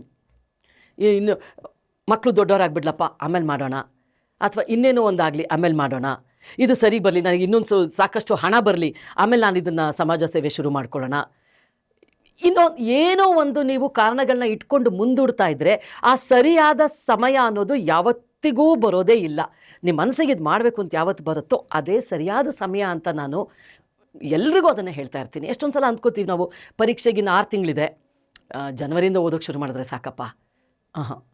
ಪರೀಕ್ಷೆ ಇದೆ ಅಂತ ನಿಮ್ಮ ಮನಸ್ಸಿಗೆ ಯಾವಾಗ ಬರುತ್ತೋ ಆವಾಗಿಂದನೇ ಓದೋದಕ್ಕೆ ಶುರು ಮಾಡಬೇಕು. ಸೊ ಹಾಗಾಗಿ ನನ್ನನ್ನು ಕೇಳ್ತು ಅಂತಂದರೆ, ಎನಿಥಿಂಗ್ ಯಾವುದೇ ಆಗಿರಲಿ, ನಿಮ್ಮ ಮನಸ್ಸಿಗೆ ಯಾವಾಗ ಮಾಡಬೇಕು ಅಂತ ಬರುತ್ತೋ ಅದೇ ಸರಿಯಾದ ಸಮಯ. ನೀವು ಯಾವತ್ತೋ ಹೇಳಿದ್ದು ಒಂದು ಘಟನೆ ನನಗೆ ನೆನಪಾಯಿತು. ಟೈಗರ್ಗಳಲ್ಲಿ ಶೂಟಿಂಗ್ ನಡೀತಾ ಇರುತ್ತೆ, ನೀನಾಸಂ ಸತೀಶ್ ಅವರು. ನಾವು ಇಂಪಾರ್ಟೆನ್ಸ್ ಆಫ್ ಟೈಮನ್ನು ಈಗ ಕಳ್ಕೊಳ್ತಾ ಇದ್ದೀವಿ. ನಮ್ಮದೇ ಆದಂಥ ಒಂದು ಧಾವಂತದಲ್ಲಿರ್ತೀವಿ, ಅಂದ್ಕೊಳ್ತೀವಿ 10 ಗಂಟೆಗೆ ಹೋಗಿ ಏನೋ ಒಂದು ಕೆಲಸ ಮಾಡೋಣ ಅಂತ. ಅದು ಏನೋ ಒಂದು ಕಾರಣದಿಂದ ಆಗೋದಿಲ್ಲ. ಆ ಘಟನೆನೂ ನೀವು ರೀಕಾಲ್ ಮಾಡ್ಕೊಂಡಿದ್ರಿ. ಒಂದು ಇಡೀ ಸೆಟ್ಟನ್ನು ನೀವು ಒಂದು ಟೈಮಲ್ಲಿ ಕಾಯಿಸಿರ್ತೀರ, ಅದಾದಮೇಲೆ ನೀವು ಅರ್ಥಕೊಂಡಂಥ ಸತ್ಯಗಳು. ನಾವು ಟೈಮನ್ನು ಹೇಗೆ ಫಾಲೋ ಮಾಡಬೇಕು ಅನಿಸುತ್ತೆ? ಖಂಡಿತ. ಅದೊಂದು 5 ನಿಮಿಷ ಲೇಟ್ ಆಗಿದ್ದ ಅವತ್ತು ಟೈಗರ್ ಗಲ್ಲಿನಲ್ಲಿ 5 ನಿಮಿಷ ನಾನು ಸೆಟ್ನ ಕಾಯಿಸಿದ್ದು ಇವತ್ತಿಗೂ ನನಗದು ಒಂಥರ ಹಾಂಟ್ ಮಾಡ್ತಾ ಇರುತ್ತೆ. ಹೇಗೆ ಅಂತಂದರೆ, ಇವತ್ತಿಂದೇ ಉದಾಹರಣೆ ಕೊಡ್ತೀನಿ. ಈಗ ನಮ್ಮ ಮನೆಯಿಂದ ನಿಮ್ಮ ಸ್ಟುಡಿಯೋಗೆ ಬರೋಕ್ಕೆ ಈಗ ನೋಡಿ 9:30 10 ಗಂಟೆಗೆ ನಾವು ಪ್ಲ್ಯಾನ್ ಮಾಡ್ತೀವಿ ಅಂತ ಇಟ್ಕೊಳ್ಳಿ. 8 ಗಂಟೆಗೆ ಮನೆ ಬಿಡ್ಬೇಕು ನಾನು. 8 ಗಂಟೆ ಆ ಪೀಕ್ ಅವರಲ್ಲಿ ನಾನೇನಾದರೂ ನಮ್ಮ ಬನ್ನೇರುಘಟ್ಟ ರೋಡ್ನ ಬಿಟ್ಟು ಇಲ್ಲಿಗೆ ಬರ್ತೀನಿ ಅಂದರೆ ಕನಿಷ್ಠ ಪಕ್ಷ ಅಂದರೂ 2.5 ಗಂಟೆಗಳ ಕಾಲ ಬೇಕಾಗತ್ತೆ. ಸೊ ಅದಕ್ಕೆ ನಾನೇನು ಮಾಡಿದೆ, ನಿಮಗೆ ಹೇಳಲಿಲ್ಲ, ನೀವು ಹೇಳಿದ್ರೆ ಟೆನ್ಷನ್ ತೊಗೊಳ್ತೀರಾ ಅಂತ. 6:45ಗೆ ಮನೆ ಬಿಟ್ಟು ನಾನು 7:45ಗೆ ಬಂದೆ. ಆ ಟೈಮಲ್ಲಿ ಟ್ರಾಫಿಕ್ ಇರಲ್ಲ ನೋಡಿ. ಸೊ 1 ಅವರ್ ಸಾಕು, ಅವಾಗ ಒಂದೇ 1 ಗಂಟೆಗಳು ಸಾಕು. ಅದೇ ನಾನೇನಾದರೂ 1 ಅವರ್ ಮುಂದೂಡಿದ್ರೆ 2.5 ಗಂಟೆಗಳ ಕಾಲ ಬೇಕಾಗುತ್ತೆ ನನಗೆ ಈ ಎಂಡಿಗೆ ಬರೋದಕ್ಕೆ. ಯಾಕಂದರೆ ನೀವು ಸಂಪೂರ್ಣವಾಗಿ ಉತ್ತರದಲ್ಲಿದ್ದೀರಾ, ನಾನು ಸಂಪೂರ್ಣವಾಗಿ ದಕ್ಷಿಣದಲ್ಲಿದ್ದೀನಿ. ನಮ್ಮ ಬೆಂಗಳೂರು ಟ್ರಾಫಿಕಲ್ಲಿ ನೀವೇನಾದರೂ ಉತ್ತರ ದಕ್ಷಿಣಕ್ಕೆ ಟ್ರಾವೆಲ್ ಮಾಡ್ತೀನಿ ಅಂದರೆ ಮುಗಿದ ಕತೆ. ಸೊ ಹಾಗಾಗಿ ನಾವು ಎಲ್ಲದನ್ನು ಅದು ಸುತ್ತ ಯೋಜನೆ ಮಾಡ್ಕೋಬೇಕಾಗತ್ತೆ. ಇಲ್ಲಿಂದ ಎಷ್ಟು ಹೊತ್ತಿದೆ, ಎಷ್ಟು ಗಂಟೆಗೆ ಹೋಗಬೇಕಾಗತ್ತೆ, ಎಷ್ಟು ಗಂಟೆಗೆ, ಅದು ಎಲ್ಲದನ್ನು ನೀವು ಮನಸ್ಸಿನಲ್ಲೇ ಒಂದು ಅಂದಾಜು ಹಾಕ್ಕೊಂಡು ಕೆಲಸ ಮಾಡಬೇಕಾಗತ್ತೆ. ಇಲ್ಲದೆ ಹೋದರೆ ಬೆಂಗಳೂರಿನಂಥ ನಗರದಲ್ಲಂತೂ ಸಾಧ್ಯವೇ ಇಲ್ಲ. ಈಗ ನನ್ನ ಜೀವನದಲ್ಲಿ ನೀವೇನಾದರೂ ನಿಮ್ಗೇನಾದ್ರು ಟೆನ್ಷನ್ ಇದೆಯಾ, ಏನಾದರೂ ತೊಂದರೆ ಇದೆಯಾ ಅಂತ ನೀವು ಕೇಳಿದ್ರೆ, ನನಗಿರೋ ದೊಡ್ಡ ತೊಂದರೆ, ನನಗಿರೋ ಒಂದು ದೊಡ್ಡ ಟೆನ್ಷನ್ ಅಂದರೆ ಈ ಸಮಯನ ಹಾಕ್ಕೊಂಡು ಬೆಂಗಳೂರು ನಗರದೊಳಗೆ ಓಡಾಡೋದಿದೆಯಲ್ಲ. ಯಾವ ಕಾರ್ಯಕ್ರಮಕ್ಕೆ ಹೋದ್ರೂ ಇಲ್ಲ 10 ನಿಮಿಷ ಲೇಟ್ ಆಗಿಬಿಡುತ್ತೆ, ಇಲ್ಲ ಅರ್ಧ ಗಂಟೆ ಲೇಟ್ ಆಗಿಬಿಡುತ್ತೆ, ಒಂದೊಂದು ದಿನ ಅಂತೂ 1 ಅವರ್ ಲೇಟ್ ಆಗಿಬಿಡುತ್ತೆ. ಅದು ಒಂಥರ ಕಸಿವಿಸಿ ಆಗುತ್ತೆ ನಮಗೆ. ಒಂಥರ ಶಿಸ್ತಲ್ಲಿ ಬದುಕಿ ಸಮಯನ ಪಾಲಿಸಿ ಒಂದು 5 ನಿಮಿಷ ಲೇಟಾಗಿ ಹೋದ್ರೂ ಭಾಳ ತೊಂದರೆ ಆಗುತ್ತೆ. ಶೂಟಿಂಗಲ್ಲೂ ಅಷ್ಟೇ, ನೆನ್ನೆನೋ ಮೊನ್ನೆನೋ ನಿಮ್ದು 10 ಗಂಟೆವರೆಗೂ ಇರಲ್ಲ ಮೇಡಮ್, ನೀವು 10 ಗಂಟೆಗೆ ಬನ್ನಿ ಅಂದರು. ಎಷ್ಟೊತ್ತು ಇರಲಿ, ನಾನು ಬೆಳಿಗ್ಗೆನೇ ಬರೋದು. ಯಾಕಂತಂದರೆ ಆ ಟ್ರಾಫಿಕಲ್ಲಿ ಹೋಗೋದಿದೆಯಲ್ಲ ಕಾರ್ತಿಕ್ ಅವರೇ, ಆ ಟೆನ್ಷನ್ನು ದಿನೇ ದಿನೇ ದಿನೇ ದಿನೇ ನಮ್ಮ ಬೆಂಗಳೂರಿನಲ್ಲಿ ಭಾಳ ಜಾಸ್ತಿ ಆಗ್ತಾಯಿದೆ. ಅದ್ರ ಸುತ್ತ ಟೈಮ್ ಯೋಜನೆ ಮಾಡ್ಕೊಳ್ಳೋದೇ ಒಂದು ದೊಡ್ಡ ಕೆಲಸ. ಕಾಲ ಬದಲಾಗ್ತಾ ಇದೆ, ಟೈಮ್ ಹ್ಯಾಸ್ ಚೇಂಜ್ಡ್. ಹೆಣ್ಣು ಈಗ ಅಸಹಾಯಕಳಲ್ಲ. ನಾನು ಕಣ್ಣಿನ ಬಗ್ಗೆ ಒಂದು ಕಾಂಪ್ಲಿಮೆಂಟ್ ಕೊಟ್ಟೆ. ಈ ಕಣ್ಣನ್ನು ಅಗಲಿಸಿ ಯಾರನ್ನಾದರೂ ಭಯ ಪಡಿಸಿದ್ದೀರಾ? ಹೆಣ್ಣು ಗಟ್ಟಿಯಾಗಿರಬೇಕು ಅನ್ನೋದಕ್ಕೆ ಕೇಳ್ತಾ ಇದ್ದೀನಿ. ಆನ್ ಸ್ಕ್ರೀನ್ ಹೇಳ್ತಾ ಇದ್ದೀರಾ, ಆಫ್ ಸ್ಕ್ರೀನ್ ಹೇಳ್ತಾ ಇದ್ದೀರಾ? ಎರಡೂ. ಆಫ್ ಸ್ಕ್ರೀನ್ ಅಂದರೆ ನನ್ನ ಮಕ್ಕಳೇ ಫಸ್ಟು. ಯಾಕಂದರೆ ಮಕ್ಕಳಿಗೆ ಹೊಡೆಯೋದು ಬಡಿಯೋದು ನಾವು ಮಾಡಲ್ಲ. ಸೊ ಏನಿದ್ರು ಒಂದು ಸ್ವಲ್ಪ ಹೇಳೋದು ಗೀಳೋದು ಅಂಥ ಟೈಮಲ್ಲಿ ಕಣ್ಣು ಬಿಟ್ಟಿರೋದು ಅಂತಂದರೆ ಮಕ್ಕಳ ಮೇಲೆ ಅಂತಲೇ ಅನಿಸುತ್ತೆ. ಸಾಮಾನ್ಯವಾಗಿ ನನಗೆ ಕೋಪ ಅನ್ನೋದು ಸಡನ್ನಾಗಿ ಬರುತ್ತೆ ಅನ್ನೋದಕ್ಕಿಂತ, ಯಾರಾದರೂ ತುಂಬ ಒಂಥರ ಟೆಸ್ಟ್ ಮಾಡಿ ಮಾಡಿ ಮಾಡಿ ಡೋಂಟ್ ಪುಷ್ ಮಿ ಅಂತಾರೆ ನೋಡಿ, ಆ ಸ್ಥಿತಿಗೆ ಹೋದಾಗ ಮಾತ್ರ ಒಂದು ಸ್ವಲ್ಪ ಬಂದರೆ ಸರಿಯಾಗೇ ಬರುತ್ತೆ ಕೋಪ. ಅದು ಸಡನ್ನಾಗಿ ಬರಲ್ಲ. ಆದಷ್ಟು ನಾನು ಏನು ಮಾಡ್ತೀನಿ ಅಂದರೆ, ಈಗ ನಿಮ್ಮ ಮೇಲೆ ಬೇಜಾರಾಯಿತು ಅಂತ ಇಟ್ಕೊಳ್ಳಿ, ಏನು ಹೇಳಿದೆ ನಾನು ಜಾಗ ಖಾಲಿ ಮಾಡಿರ್ತೀನಿ. ನಿಮ್ಮ ಜೊತೆ ಆರ್ಗ್ಯುಮೆಂಟ್ ಮಾಡೋದಾಗಲಿ, ಜಗಳಕ್ಕೆ ಇಳಿಯೋದಾಗಲಿ, ದೊಡ್ಡ ಏನಾದರೂ ಬಯೋದಾಗಲಿ ಮಾಡೋಕ್ಕೆ ಹೋಗಲ್ಲ. ನಿಮಗೂ ಗೊತ್ತಾಗಲ್ಲ ಏನಕ್ಕೆ ಇವರು ಈ ರೀತಿಯಾಗಿ ಸುಮ್ಮನೆ ಹೊರಟೋದ್ರು, ಒಂದು ಬಾಯಿ ಅಂತಲೂ ಹೇಳಿಲ್ವಲ್ಲ ಅಂತ ನಿಮಗದು ಕೊರಿತಾ ಇರುತ್ತೆ ತಲೆ ಒಳಗೆ. ನಾನು ಏನು ಮಾತಾಡ್ದಿರ ಹಾಗೆ ತುಂಬ ಬೇಜಾರಾದಾಗ, ತುಂಬ ಕೋಪ ಬಂದಾಗ ಹಾಗೆ ಹೊರಟೋಗ್ಬಿಟ್ಟಿರ್ತೀನಿ. ಅದನ್ನು ನಾನು ಅಳವಡಿಸ್ಕೊಂಡಿದ್ದೀನಿ. ಇನ್ನು ಕೋಪ ಬರೋ ಹಾಗೆ ಕಣ್ಣು ಬಿಟ್ಟಿರೋ ಅಂಥದ್ದು, ರಾಮ, ಕಣ್ಣು ಬಿಟ್ಟು ಆಗಿದ್ದಾವೆ. ಈಗ ಸದ್ಯಕ್ಕೆ ಇತ್ತೀಚಿನ ದಿನಗಳಲ್ಲಿ ಆಗಿಲ್ಲ, ಬಟ್ ಆಗಿದೆ. ನನಗೆ ಸಾಮಾನ್ಯವಾಗಿ ಈ ಕರಪ್ಷನ್ ಎಲ್ಲ ಆಗುತ್ತಲ್ಲ, ಅಂಥ ಟೈಮಲ್ಲಿ ತುಂಬ ಕೋಪ ಬರುತ್ತೆ. ಆವಾಗ ಮಾಡಿದ್ದೀನಿ. ನನಗದು ಏನು ಹೇಳ್ತಾರೆ, ನನಗೆ ಗೊತ್ತಿಲ್ಲದೇ ಅದು ಹೊರಗಡೆ ಬಂದ್ಬಿಟ್ಟಿರುತ್ತೆ. ನಾನು ಕೇಳೋ ಪ್ರಶ್ನೆಗಳು ಎಷ್ಟೊಂದು ಸಲ ನನ್ನ ಮಕ್ಕಳಮ್ಮ ಬೇಡ ಸುಮ್ಮನಿರಮ್ಮ ಅಂತಿರ್ತಾರೆ, ನನಗೆ ತಡ್ಕೊಳಕ್ಕಾಗಲ್ಲ. ಸೊ ಕೆಲವು ಸಮಯದಲ್ಲಿ ಇದು ತಪ್ಪು ನಡೀತಾ ಇರೋದು ಅಂತ ಗೊತ್ತಾದಾಗ ಬಂದ್ಬಿಡುತ್ತದು. ಯಾರೋ ನಿಮ್ಮ ತಾಳ್ಮೆ ಪರೀಕ್ಷೆ ಮಾಡಿದಾಗ. ಆಮೇಲೆ ಈ ಕರಪ್ಷನ್ಗಳಿದೆಯಲ್ಲ, ಅದು ನನಗೆ ತುಂಬ ಟ್ರಿಗರ್ ಮಾಡೋದು ಅಂತಂದರೆ ಆ ಪಾಯಿಂಟ್ ಅಲ್ಲಿ ಬಂದ್ಬಿಡುತ್ತೆ. ನೀವು ಹೀಗೆ ಬದುಕಬೇಕು ಅಂತ ಬದುಕ್ತಾ ಇದ್ದೀರಾ. ನೀವು ತುಂಬ ಕಡೆ ಮಾತನಾಡುವಾಗ ಹೀಗಿರಿ, ಹೀಗಾಗತ್ತೆ ಅಂತ ಸ್ಪೆಸಿಫೈ ಆಗಿ ಪಾಯಿಂಟ್ ಮಾಡಿ ಹೇಳ್ತೀರಾ. ಈಗಿನ ಯುವಜನತೆಗೆ ಒಂದು ಮೆಸೇಜ್ ಕನ್ವೆ ಆಗುತ್ತೆ.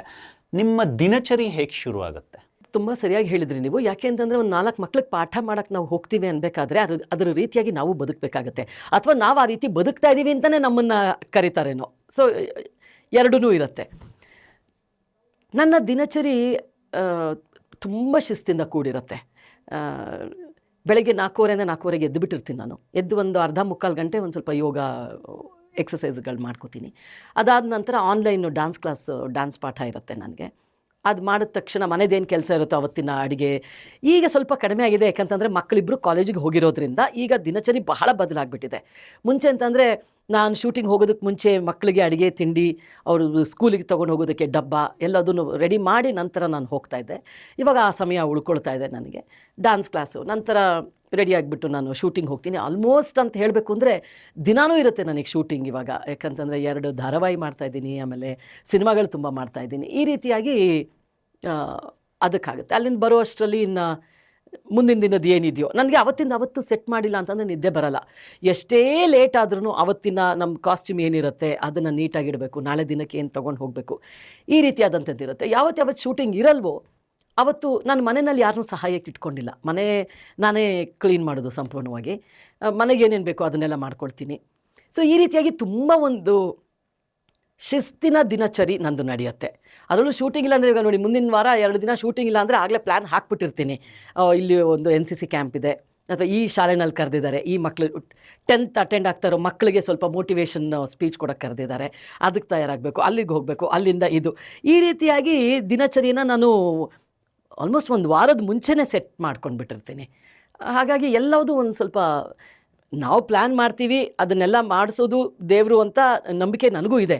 ಆದ್ರೂ ನಾವೇನೂ ಪ್ಲ್ಯಾನ್ ಇಲ್ಲದೇ ಯಾವುದನ್ನು ಮಾಡೋಕ್ಕಾಗಲ್ಲ ನೋಡಿ. ಟೈಮ್ ಟೇಬಲ್ ಬರೆಯೋದ್ರಲ್ಲಿ ತುಂಬ ನಂಬಿಕೆ ಇಟ್ಟಿದ್ದೀನಿ ನಾನು ಹೋಗುವಂಥ ಶಾಲಾ ಕಾಲೇಜ್ಗಳಲ್ಲೂ ಕೂಡ ಮಕ್ಕಳಿಗೆ ನಾನು ಅದನ್ನೇ ಹೇಳೋದು, ನೀವು ಟೈಮ್ ಟೇಬಲ್ ಬರೀರಿ, ಆವಾಗ ನೀವು ಗೊತ್ತಾಗುತ್ತೆ ನಾನು ಸಮಯನ ಎಲ್ಲಿ ವ್ಯರ್ಥ ಮಾಡ್ತಾಯಿದ್ದೀನಿ, ಎಲ್ಲಿ ಸರಿಯಾದ ರೀತಿಯಲ್ಲಿ ಉಪಯೋಗಿಸ್ಕೋತಾ ಇದ್ದೀನಿ. ಟೈಮ್ ಟೇಬಲ್ ಇಲ್ಲದೆ ಏನೂ ಮಾಡಬೇಡಿ ಅಂತ ಅದನ್ನು ಹೇಳ್ತಾ ಇರ್ತೀನಿ ನಾನು. ಪ್ರತಿಯೊಬ್ಬ ಕಲಾವಿದರು ಒಳ್ಳೆ ಪಾತ್ರಗಳನ್ನು ಮಾಡಬೇಕು ಅನ್ನೋ ಹುಡುಕಾಟದಲ್ಲೇ ಇರ್ತಾರೆ. ನಾನೊಂದು ಸಣ್ಣ ಉದಾಹರಣೆ ಕೊಡ್ತೀನಿ. ಸಪ್ತಸಾಗರದ ಆಚೆ ಎಲ್ಲೋ ಸಿನಿಮಾ ನೋಡ್ತಾ ಇರ್ತೀವಿ, ಸಡನ್ನಾಗಿ ನಿಮ್ಮ ಪಾತ್ರ ಎಂಟ್ರಿ ಆಗುತ್ತೆ. ನೀವು ರಕ್ಷಿತ್ ಶೆಟ್ಟಿ ಅವ್ರಿಗೆ ಕೊಡೋ ಒಂದು ಲುಕ್ಕು ಆ ಕಥೆಯ ತಿರುಳನ್ನು ಬದಲಾಯಿಸುತ್ತೆ. ಇಂಥ ಪಾತ್ರಗಳ ಸರ್ಚಲ್ಲೇ ಇರ್ತೀರಾ ಯಾವಾಗಲೂ? ಕಾರ್ತಿಕ್ ಅವರೇ, ನಾನು ಇದುವರೆಗೂ ಯಾವುದೇ ಸಿನಿಮಾಕ್ಕೆ ಬೇಕು ಅಂತ ಕೇಳ್ಕೊಂಡು ಹೋಗಿಲ್ಲ, ಅಥವಾ ಇದು ಬೇಕು ಅಂತಲೂ ನಾನು ಅಂದ್ಕೊಂಡಿಲ್ಲ. ನೋಡಿ, 58 ಸಿನಿಮಾ ಆಗಿದೆ, 19ನೇ ಧಾರಾವಾಹಿ ಮಾಡ್ತಾ ಇರೋದು.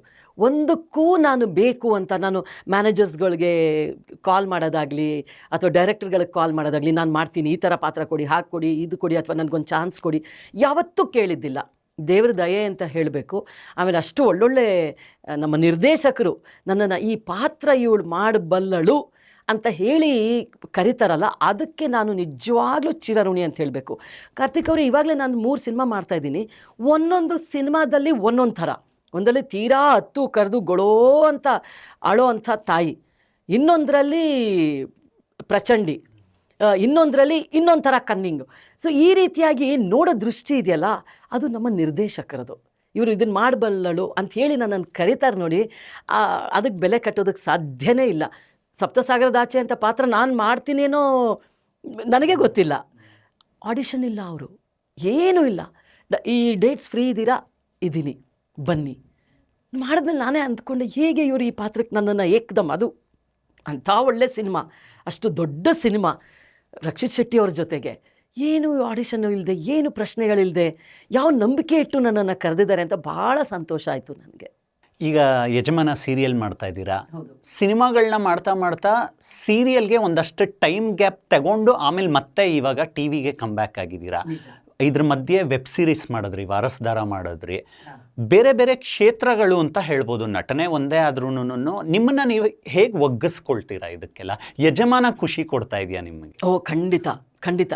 ನೀವು ಹೇಳಿದಾಗೆ ನಾನು ದೂರದರ್ಶನ ಟೆಲಿವಿಷನ್ಗೆ ಒಂದು 2 ವರ್ಷ ಬ್ರೇಕ್ ಕೊಟ್ಟಿದ್ದೆ. ಯಾಕೆ ಅಂತಂದರೆ ನನ್ನ ಮಗಳು ಕಾಲೇಜ್ಗೆ ಹೋಗೋಳಿದ್ಲು.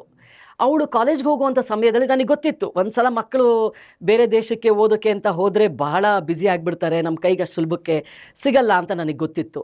ಸೊ ಹಾಗಾಗಿ ಅವಳ ಜೊತೆ ಹೆಚ್ಚಿನ ಸಮಯವನ್ನು ನಾನು ಕೊಡಬೇಕು ಅನ್ನೋದು ನನ್ನ ಮನಸ್ಸಲ್ಲಿ ಬಂದಿತ್ತು.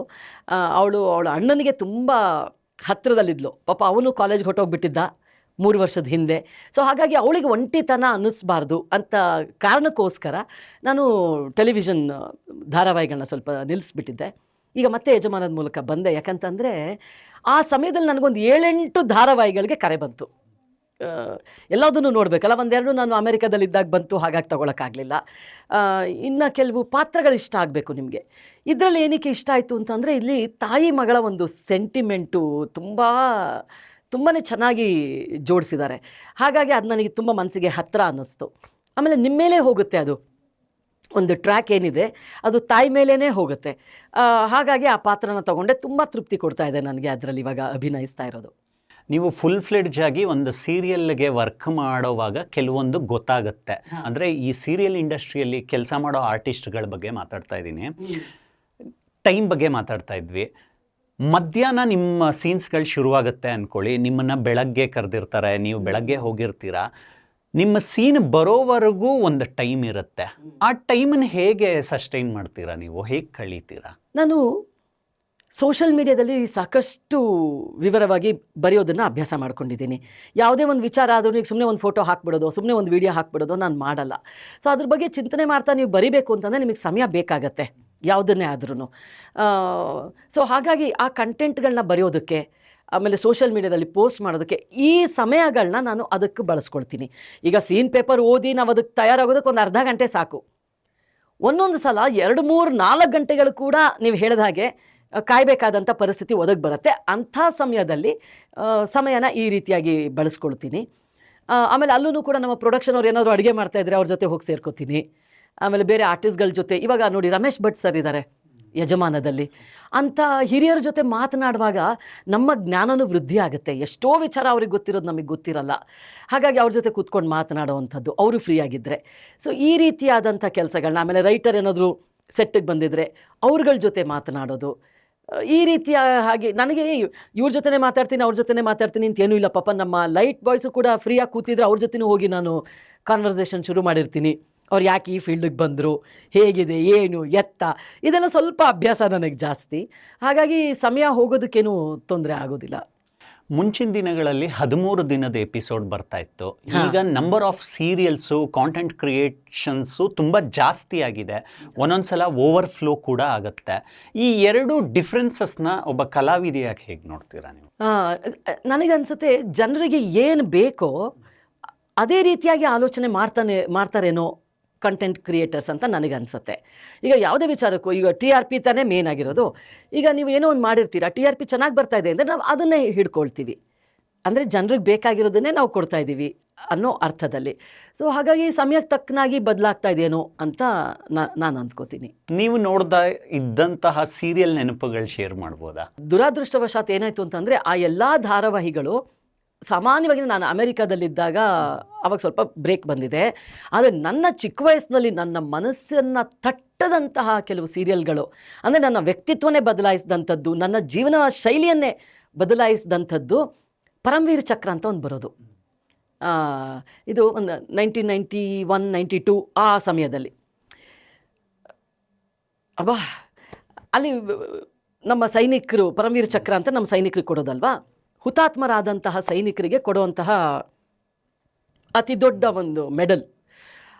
ಆ ಇಡೀ ಎಪಿಸೋಡ್ನ ಅವ್ರು ಎಲ್ಲಿ ಹುತಾತ್ಮರಾದರು, ಹೇಗೆ ಹುತಾತ್ಮರಾದರು, ಯಾವ ಯುದ್ಧದಲ್ಲಿ ಅನ್ನೋದನ್ನು ತುಂಬ ಚೆನ್ನಾಗಿ ಆ ಧಾರಾವಾಹಿನಲ್ಲಿ ತೋರಿಸೋರು. 1 ಅವರ್ ಬರೋದು, ಇವತ್ತಿಗೂ ನೆನಪಿದೆ ನನಗೆ.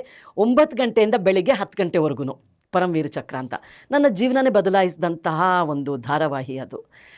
ಆಮೇಲೆ ರಜನಿ ಅಂತ ಒಂದು ಧಾರಾವಾಹಿ ಬರೋದು, ಇವತ್ತಿಗೂ ನನಗೆ ಭಾಳ ಇಷ್ಟ. ಅದು ಸಮಾಜದಲ್ಲಿ ನಡೆಯುವಂತಹ ಈ ಏನೇನು ಕರಪ್ಷನ್ಗಳಿರುತ್ತಲ್ವ, ಅದನ್ನೆಲ್ಲ ಆ ರಜನಿ ಅನ್ನೋದು ಒಂದು ಮಹಿಳೆ, ಅವ್ರು ಅದನ್ನೆಲ್ಲ ಹೇಗೆ ಸಾಲ್ವ್ ಮಾಡ್ತಾಯಿದ್ರು, ಹೇಗೆ ಕಂಡುಹಿಡಿತಾಯಿದ್ರು. ಆಮೇಲೆ ಅವೆಲ್ಲ ಹೇಗಿತ್ತು ಅಂದರೆ, ನೀವು ದಿನನಿತ್ಯ ನಿಮ್ಮ ಜೀವನದಲ್ಲಿ ಆಗೋವಂಥದ್ದೇ, ನಿಮಗೂ ಆ ಮೋಸ ಆಗಿರೋ ಅಂಥದ್ದೇ, ನೀವು ದಿನ ನೋಡೋ ಅಂಥದ್ದನ್ನೇ ಭಾಳ ಚೆನ್ನಾಗಿ ನಿರ್ದೇಶಿಸಿ ಅದನ್ನು, ಅದು 10:30 ಇಂದ 11 ಗಂಟೆಗೆ ಬರೋದು ಅನಿಸುತ್ತೆ. ಆಗಿನೂ ನಾವು ಹೈಸ್ಕೂಲು ಕಾಲೇಜಲ್ಲಿ ಅವಾಗಿನೂ PUCಗೆ ಎಂಟ್ರ್ ಆಗ್ತಾ ಇದ್ದಿದ್ದ ಸಮಯ. ಇದು 2 ಧಾರಾವಾಹಿ ನನಗೆ ಭಾಳ ಹತ್ತಿರದಲ್ಲಿ ನನ್ನ ಮನಸ್ಸನ್ನು ಆಳ್ಬಿಡ್ತು. ಒಂದು ಮನೆ ಪರಿಪೂರ್ಣ ಆಗಬೇಕಂದ್ರೆ ಆ ಮನೆಯಲ್ಲಿ ಶಕ್ತಿಗಳಿರ್ಬೇಕಂತೆ. ಶ್ರೀನಿಧಿಯವರು ನಿಮ್ಮ ಜೀವನದಲ್ಲಿ ಒಂದು ಶಕ್ತಿ, ಅವ್ರ ಪಾತ್ರ ಎಂಥದ್ದು? ತೆರೆಯ ಹಿಂದೆ ಕೆಲಸ ಮಾಡೋವಂಥವ್ರು. ಅವ್ರಿಗಾದಷ್ಟು ತೆರೆ ಮುಂದೆ ಬರೋದಕ್ಕೆ ಇಷ್ಟ ಆಗಲ್ಲ. ಹಿಂದೆ ಭಾಳ ಬೆಂಬಲವನ್ನು ನೀಡಿದಂಥವ್ರು ಅವರು. ಅವ್ರ ಬಗ್ಗೆ ಒಂದು ಸರಳವಾಗಿ ಹೇಳಬೇಕು ಅಂತ ಅಂದರೆ, ನಾವು ಅಮೆರಿಕ ದೇಶವನ್ನು ಬಿಟ್ಟು ಭಾರತಕ್ಕೆ ವಾಪಸ್ ಬರಬೇಕಾದ್ರೆ ನಮ್ಮ ಮನೆಯನ್ನು ಮಾರಿಬಿಟ್ಟು ಬರೋಣ ಅಂತ ಪ್ಲ್ಯಾನ್ ಮಾಡಿದ್ವಿ. ಅವರು ಅದನ್ನು ಸೇಲ್ಗೆ ಹಾಕಬೇಕಾದ್ರೆ ಇದನ್ನು ನಾನು ಒಬ್ಬರು ಡ್ಯಾನ್ಸರಿಗೆ ಕೊಡೋಕ್ಕೆ ಇಷ್ಟ ಇಲ್ಲ. ನನಗೆ ಒಬ್ಬರು ಡ್ಯಾನ್ಸರಿಗೆ ಕೊಡೋಣ, ಯಾಕಂದರೆ ಮನೆ ಒಳಗೇ ಒಂದು ತುಂಬ ಚೆನ್ನಾಗಿರೋ ಸ್ಟುಡಿಯೋ ಮಾಡ್ಕೊಂಡಿದ್ದೆ.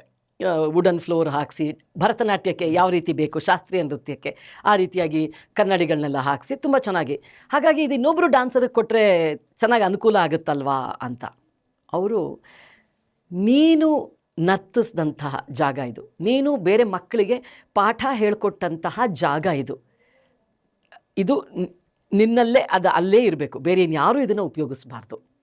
ಆ ರೀತಿಯಾಗಿ ನಾನು ಬೇರೆಯವ್ರಿಗೆ ಕೊಡ್ತೀನಿ ಹೊರತು ಭರತನಾಟ್ಯ ಕಲಾವಿದೆಗೆ ಖಂಡಿತ ಕೊಡಲ್ಲ ಅಂತ ಅವರು. ಅಂದರೆ ಅವ್ರಿಗೆ ನನ್ನ ಮೇಲೆ ಅಂಥ ಒಂದು ದೊಡ್ಡ ವಿಶ್ವಾಸ, ಒಂದು ದೊಡ್ಡ ನಂಬಿಕೆ, ತುಂಬ ಹೆಮ್ಮೆ ಪಡ್ತಾರೆ ನನ್ನ ಒಂದು ಕಲೆ ಇದ್ರ ಬಗ್ಗೆ.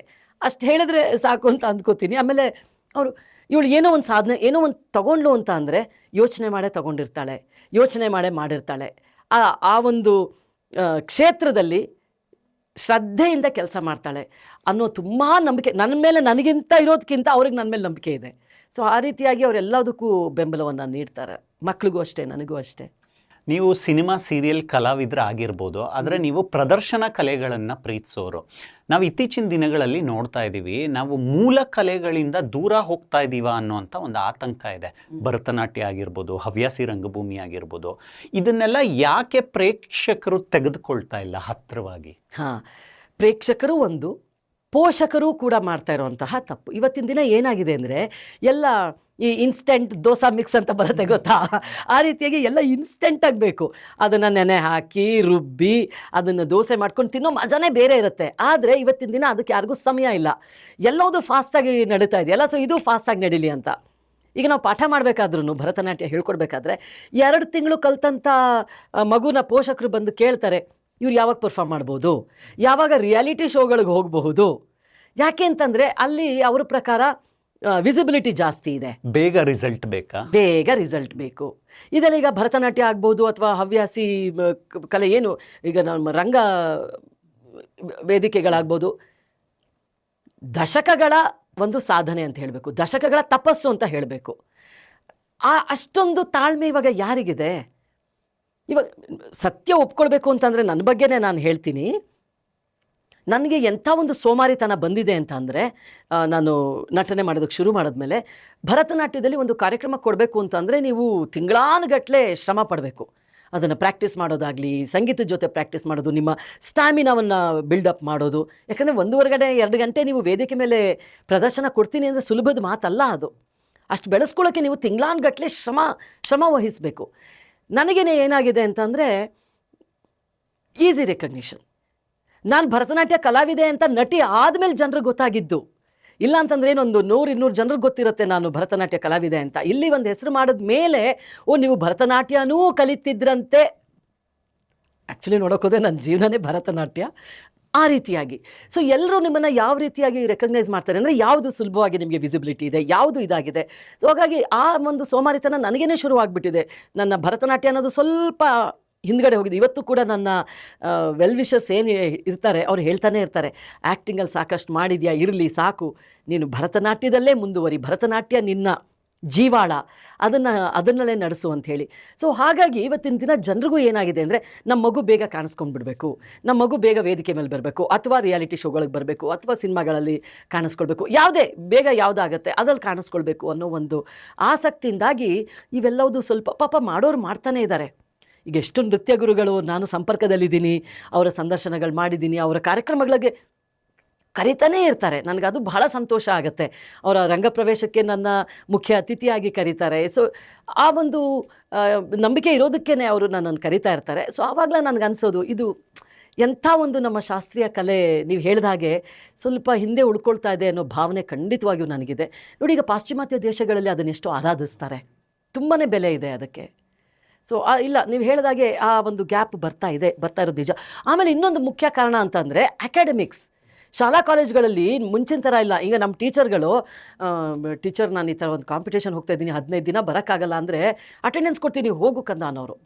ಬೆನ್ ತಟ್ಟಿ ಹೋಗು, ಪ್ರಾಕ್ಟೀಸಿಗೆ ಹೋಗು, ಇಂಟರ್ ಕಾಲೇಜಿಯೇಟ್ ಕಾಂಪಿಟೇಷನ್ಸ್ ಇದೆ, ನಾನು ಅಲ್ಲಿ ಭರತನಾಟ್ಯ ಮಾಡಬೇಕು, ಗ್ರೂಪ್ ಡ್ಯಾನ್ಸ್ ಮಾಡಬೇಕು, ನಾನು ಬರೋಕ್ಕಾಗಲ್ಲ ಅಂದರೆ ಸಂತೋಷವಾಗಿ ನೀ ಬಂದಮೇಲೆ ನಿನಗೆ ನೋಟ್ಸ್ ಕೊಡ್ತೀನಿ, ನೀ ಬಂದಮೇಲೆ ಅರ್ಥ ಆಗಿಲ್ಲ ಅಂದರೆ ಕೇಳು, ನಾನು ಹೇಳ್ಕೊಡ್ತೀನಿ, ಹೋಗು. ಅದು ಇವತ್ತಿನ ದಿನ ಕಾಣಿಸ್ತಾ ಇಲ್ಲ. ಇಲ್ಲ ನೋಡಿ, ನಿಮ್ಮ ಮಗು ಕ್ಲಾಸ್ ಮಿಸ್ ಮಾಡ್ಕೋತಾ ಇದೆ, ಎಷ್ಟು ದಿನ ನೀನು ಡ್ಯಾನ್ಸು ಇದು ಅಂತ ಮಾಡ್ತೀಯಾ, ಇಲ್ಲ ಇದು ಮಾಡು, ನೋಡು 100ಕ್ಕೆ 80 ತೆಗೆದಿದೆಯಾ, ಹಿಂಗಾದರೆ ನಿನಗೆ ಅದು ಇದು ಆ ಒಂದು ಒತ್ತಡದಿಂದಾಗಿ ಮಕ್ಕಳಿಗೂ ತೊಂದರೆ, ಪೋಷಕರಿಗೂ ತೊಂದರೆ, ಎಲ್ಲರದ್ದು ಒಂಥರ ಆ ಮೈಂಡ್ ಸೆಟ್ಟೆ, ಮನಸ್ಥಿತಿನೇ ಬದಲಾಗಿದೆ ಅಂತ ನನಗನ್ಸುತ್ತೆ. ನೀವು ನಿಮ್ಮ ಎಲ್ಲ ಕಲಾ ಸೇವೆಗಳ ಮಧ್ಯೆ ಬೇರೆ ಒಂದು ಪುಟ ತೆಗೆದುಕೊಳ್ತೀರಾ, ಬಿಗ್ ಬಾಸ್ ಮನೆಗೆ ಹೋಗ್ತೀರಾ, ಬಿಗ್ ಬಾಸ್ ಮನೆಯಿಂದ ಆಚೆ ಬಂದ ಮೇಲೂ ನೀವು ಬಿಗ್ ಬಾಸನ್ನು ಫಾಲೋ ಮಾಡ್ತೀರಾ. ಇತ್ತೀಚೆಗೆ ನೀವು ಗಿಲ್ಲಿ ಗೆಲ್ಲಬೇಕು ಕಂದ ಅಂತ ಒಂದು ಪೋಸ್ಟ್ ಕೂಡ ಹಾಕ್ಕೊಳ್ತೀರಾ. ನಿಮ್ಮ ಮಾತು ನಿಜ ಆಯಿತು, ಗಿಲ್ಲಿ ಅವರು ಗೆಲ್ತಾರೆ. ಬಿಗ್ ಬಾಸ್ ಮನೆ ಒಳಗಡೆ ನಿಮ್ಮನ್ನು ನೀವು ಹೇಗೆ ಕಂಡುಕೊಂಡ್ರಿ? ನಾನಿದ್ದಂಥ ಸಮಯ ಆ್ಯಕ್ಚುಲಿ ನಾನು ಇನ್ನೂ ಅಲ್ಲೋ ಹೇಳಿದ್ದೆ, ನನ್ನನ್ನು ಬಿಗ್ ಬಾಸ್ ಅಂತ ಹೇಳೋದೇ ಸರಿ ಇಲ್ಲ ಅಂತ. ಯಾಕೆ ಅಂತಂದರೆ ನಾನಲ್ಲಿ ಇದ್ದಿದ್ದೆ 5-6 ದಿನ. 5-6 ದಿನದಲ್ಲಿ ನಿಮಗೆ ಅದ್ರ ಬಗ್ಗೆ ಏನೂ ಗೊತ್ತಾಗಲ್ಲ ಕಾರ್ತಿಕ್ ಅವರೇ, ಏನೂ ಅರ್ಥ ಆಗಲ್ಲ. ಒಂದು ವಾರ ನೋಡಿ, ಅದೆಷ್ಟು 100 ದಿನದ ಮೇಲಿರುತ್ತೆ, 120 ದಿನ ಇರುತ್ತೆ.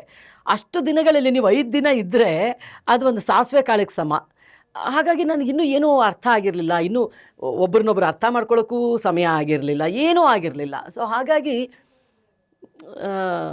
ನೋಡಿ, ನಾನೇನು ಗ್ರೇಟ್ ಪ್ರತಿಭೆ ಅಂತ ನಾನು ಹೇಳಲ್ಲ, ಆದ್ರೂ ನನಗೆ ಇರುವಂಥ ಕೆಲವು ಅಂಶಗಳನ್ನ ಪರಿಗಣಿಸಿದಾಗ ಖಂಡಿತವಾಗಿಯೂ ನಾನು ಅಲ್ಲಿದ್ದಿದ್ರೆ ಸಾಕಷ್ಟು ಜೀವಿಸ್ತಾ ಇದ್ದೆ ಅಂತ ಹೇಳಬಹುದು. ಯಾಕಂತಂದರೆ ಇವಾಗ ನೋಡಿ, ಗಿಲ್ಲಿಯವ್ರನ್ನೇ ನೋಡಿ, ಪ್ರತಿದಿನ ಅವರು ಮನೋರಂಜನೆ ಕೊಟ್ಟಿದ್ದಾರೆ. ಪ್ರತಿದಿನ ಪ್ರತಿ ಕ್ಷಣ ಅವ್ರ ರೀತಿಯಾಗಿ ಯಾರಿಗೂ ಮಾಡೋದಕ್ಕೆ ಸಾಧ್ಯನೇ ಇಲ್ಲ, ಅದು ಬೇರೆ ವಿಚಾರ. ಸೊ ಹಾಗಾಗಿ ನಿಮ್ಮಲ್ಲಿ ಪ್ರತಿಭೆ ಅಂತ ಇದ್ದಾಗ ಅದು ಅಷ್ಟು ದಿನ ನೀವು ಒಂದೇ ಮನೆಯಲ್ಲಿ 4 ಗೋಡೆ ಒಳಗಿರುವಾಗ ಅದು ಹೊರಗಡೆ ಬಂದೇ ಬರುತ್ತೆ. ಸೊ ಹಾಗಾಗಿ ನನಗೆ ಬಿಗ್ ಬಾಸಿನ ನಂಟು ತುಂಬ ಕಡಿಮೆ ಅಂತ ಹೇಳಬೇಕು. ನೀವು ಗಿಲ್ಲಿ ಬಗ್ಗೆ ಹೇಳಿದ್ರಿ, ಆ ಒಂದು ಕಾನ್ಫಿಡೆನ್ಸ್ ನನಗೆ ಯಾಕೆ ಬಂದಿತ್ತು ಅಂತ ಅಂದರೆ, ಅವ್ರಿಗೆ ನಿಜವಾಗ್ಲೂ ಅಲ್ಲಿ ಪ್ರತಿಸ್ಪರ್ಧಿ ಅಂತ ಯಾರೂ ಇರಲೇ ಇಲ್ಲ. ಅದು ಹೇಗೆ ಅಂತಂದರೆ, ಒಬ್ಬರು 100 ಅಂಕ ಗಳಿಸಿದ್ರೆ ಇನ್ನೊಬ್ಬರು 40-50 ಅಂಕ ಗಳಿಸಿದಂತಹ ವ್ಯತ್ಯಾಸ ಎಲ್ರಿಗೂ ಗೊತ್ತಿದ್ದಂಥದ್ದೇ. ಆಮೇಲೆ ಅವ್ರಿಗೂ ಎಷ್ಟು ಒಂದು ಸಪೋರ್ಟು ಹರಿದು ಬಂತು ಅಂತ ಅಂದರೆ, ನೀವು ನೋಡಿದ್ರೆ ಎಲ್ಲ ನಮ್ಮ ಶಿವಣ್ಣ ಅವರಾಗಬಹುದು, ರಜನಿಕಾಂತ್ ಅವರ ಮಡದಿ ಕೂಡ ಗಿಲ್ಲಿಯವರ ಫ್ಯಾನ್ ಅಂತೆ. ಅದನ್ನೆಲ್ಲ ನೋಡಿದಾಗ ಅದು ಅತಿಶಯ ಅಲ್ವೇ ಅಲ್ಲ. ಗಿಲ್ಲಿಯವ್ರು ಗೆಲ್ಲಬೇಕು ಅನ್ನೋದು ಒಂಥರ ಕಟ್ಟಿಟ್ಟ ಬುತ್ತಿ ಅಂತಾರಲ್ಲ ಹಾಗೆ. ನಾಸರುದ್ದೀನ್ ಶಾ ಅವರು ಒಂದು ಕಡೆ ಹೇಳಿರ್ತಾರೆ, ಅಂದರೆ ಅವರು ಡೈಲಿ ಪೇಮೆಂಟ್ ಎಷ್ಟು ತಗೊಳ್ತಾರೆ ಅನ್ನೋ ಅಂದಾಜು ಇರುತ್ತೆ ನಿಮಗೆ. ಭಾರಿ ಪೇಮೆಂಟ್ ತಗೊಂಡು ವರ್ಷದಲ್ಲಿ 25-30 ಸಿನಿಮಾಗಳು ಬ್ಯುಸಿ ಆಗಿದ್ರೂ ಒಂದಲ್ಲ ಒಂದಿನ ನಾನು ಸ್ಟೇಜ್ ಹತ್ತಬೇಕು, ಪರ್ಫಾರ್ಮಿಂಗ್ಸ್ ಆರ್ಟ್ಸಲ್ಲಿ ನಾನು ಬ್ಯುಸಿ ಆಗಿರಬೇಕು ಅಂತ ಬಯಸ್ತಾರೆ. ಹೌದು, ನಿಮಗೂ ಅನ್ಸುತ್ತಾ ನಾನು ಎಷ್ಟೇ ಬ್ಯುಸಿ ಇದ್ದರೂ ಭರತನಾಟ್ಯ ಕೈ ಬಿಡಬಾರ್ದು ಅಂತ? ಖಂಡಿತವಾಗಿಯೂ ಅನಿಸುತ್ತೆ. ನಾನು ಹೇಳಿದಾಗೆ ಸ್ವಲ್ಪ ಒಂದು ಸೋಮಾರಿತನ ಅನ್ನೋದು ಬಂದುಬಿಡುತ್ತೆ. ಅದ್ರ ಜೊತೆಗೆ ಬಿಟ್ಟರೆ ಆ ಒಂದು ತೃಪ್ತಿ ಏನು ಸಿಗುತ್ತಲ್ಲ ನಮಗೆ ವೇದಿಕೆ ಮೇಲೆ. ಈಗ ನಾನು ಭರತನಾಟ್ಯ ಈಗ ಮುಂದಿನ ವಾರ ಮಾಡ್ತಾಯಿದ್ದೀನಿ ನಾನು ನಮ್ಮ ಇಂಡಿಯನ್ ಆರ್ಮಿಗೆ. ನಾನು ಸಾಮಾನ್ಯವಾಗಿ ಇವಾಗ ಭರತನಾಟ್ಯನ ಅದು ಮನೋರಂಜನೆ ಅನ್ನೋದಕ್ಕಿಂತನೂ ಒಂದು ಕಾರಣಕ್ಕೆ ಮಾಡೋ ಅಂಥದ್ದು. ಇವಾಗ ನಾನು ಸೈನಿಕರಿಗೋಸ್ಕರ ಸೈನಿಕೋಂಕೋ ನಮನ್, ಸೈನಿಕರಿಗೆ ನಮನಗಳು ಅಂತ ಒಂದು ಕೋರಿಯೋಗ್ರಾಫ್ ಮಾಡಿದ್ದೀನಿ. ಅದು 1.5 ಗಂಟೆಗಳ ಕಾಲ ಒಂದು ದೊಡ್ಡ ಪ್ರೊಡಕ್ಷನ್. ಅದು ಸೋಲೋ ಪರ್ಫಾರ್ಮೆನ್ಸೇ. ಅದು ಅಲ್ಲಿ ಸೈನಿಕರ ಒಂದು ಭಾವನೆಗಳು, ಸೈನಿಕರ ಜೀವನ, ಸೈನಿಕರ ತ್ಯಾಗ ಮನೋಭಾವ, ಅದರ ಜೊತೆಗೆ ನಾವು ಸಾಮಾನ್ಯರು ಹೇಗೆ ಅವ್ರಿಗೆ ಕೃತಜ್ಞರಾಗಿರಬೇಕು ಅನ್ನೋದ್ರ ಜೊತೆ ಎಂಡಾಗುತ್ತೆ ಅದು. ಸೊ ಅದನ್ನು ನಾನು ಸುಮಾರು ಭಾರತದಾದ್ಯಂತ ಎಲ್ಲ ಕಡೆ ಪ್ರದರ್ಶನವನ್ನು ನೀಡಿದ್ದೀನಿ. ಪಂಜಾಬಲ್ಲಿ, ಆಮೇಲೆ ಬಾರ್ಡರ್, ನಮ್ಮ ಇಂಡಿಯಾ ಪಾಕಿಸ್ತಾನ್ ಬಾರ್ಡರ್ ಅಲ್ಲಿ, ಆಮೇಲೆ ತಮಿಳ್ನಾಡಿನಲ್ಲಿ, ಡೆಲ್ಲಿನಲ್ಲಿ, ಸೊ ಕರ್ನಾಟಕದಲ್ಲಂತೂ ಎಲ್ಲ ಕಡೆನೂ ಮಾಡಿ. ಸೊ ಆವಾಗ ಏನಕ್ಕೆ ಇಷ್ಟ ಆಗುತ್ತೆ ಅಂತಂದರೆ, ವೇದಿಕೆ ನೀವು ಹೇಳಿದಾಗೆ ಮುಖಾಮುಖಿ ಭೇಟಿ. ಅದು ನೀವು ಮಾಡ್ತಾ ಇರೋದಕ್ಕೆ ನಿಮಗೆ ಫಲಿತಾಂಶ ಅಲ್ಲೇ ಸಿಗುತ್ತೆ, ನಿಮ್ಮ ಪ್ರದರ್ಶನಕ್ಕೆ ಅಲ್ಲೇ ಫಲಿತಾಂಶ.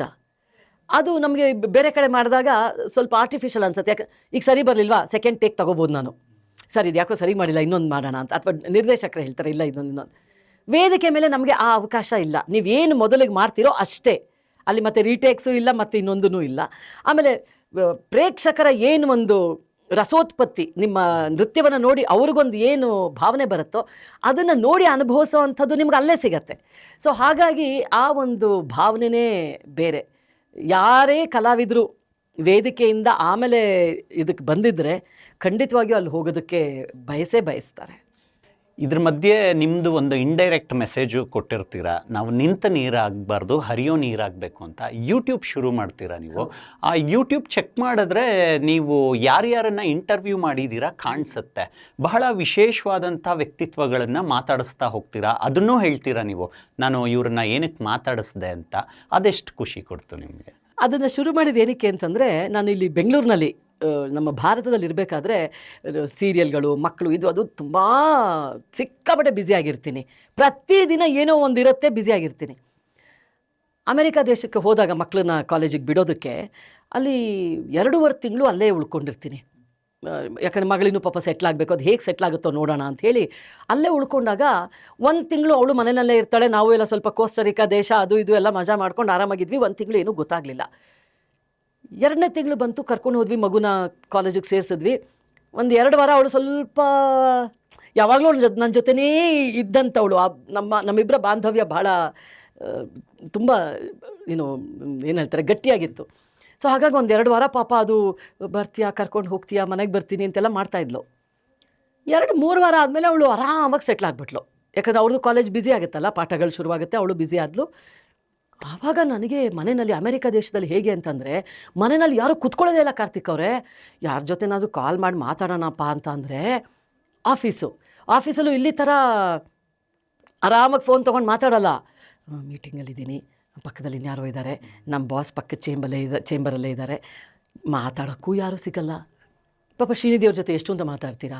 ಅವ್ರಿಗೂ 1-2 ದಿನ ಆದಮೇಲೆ ಯಾವ ರೀತಿಯಾಗಿ ನನ್ನ ತಲೆ ಒಂಥರ ಕೆಟ್ಟು ಗೊಬ್ಬರ ಆಗಿತ್ತು ಅಂತ ಅಂದರೆ ಅದು ಹೇಳೋದಕ್ಕೆ ಅಸಾಧ್ಯ.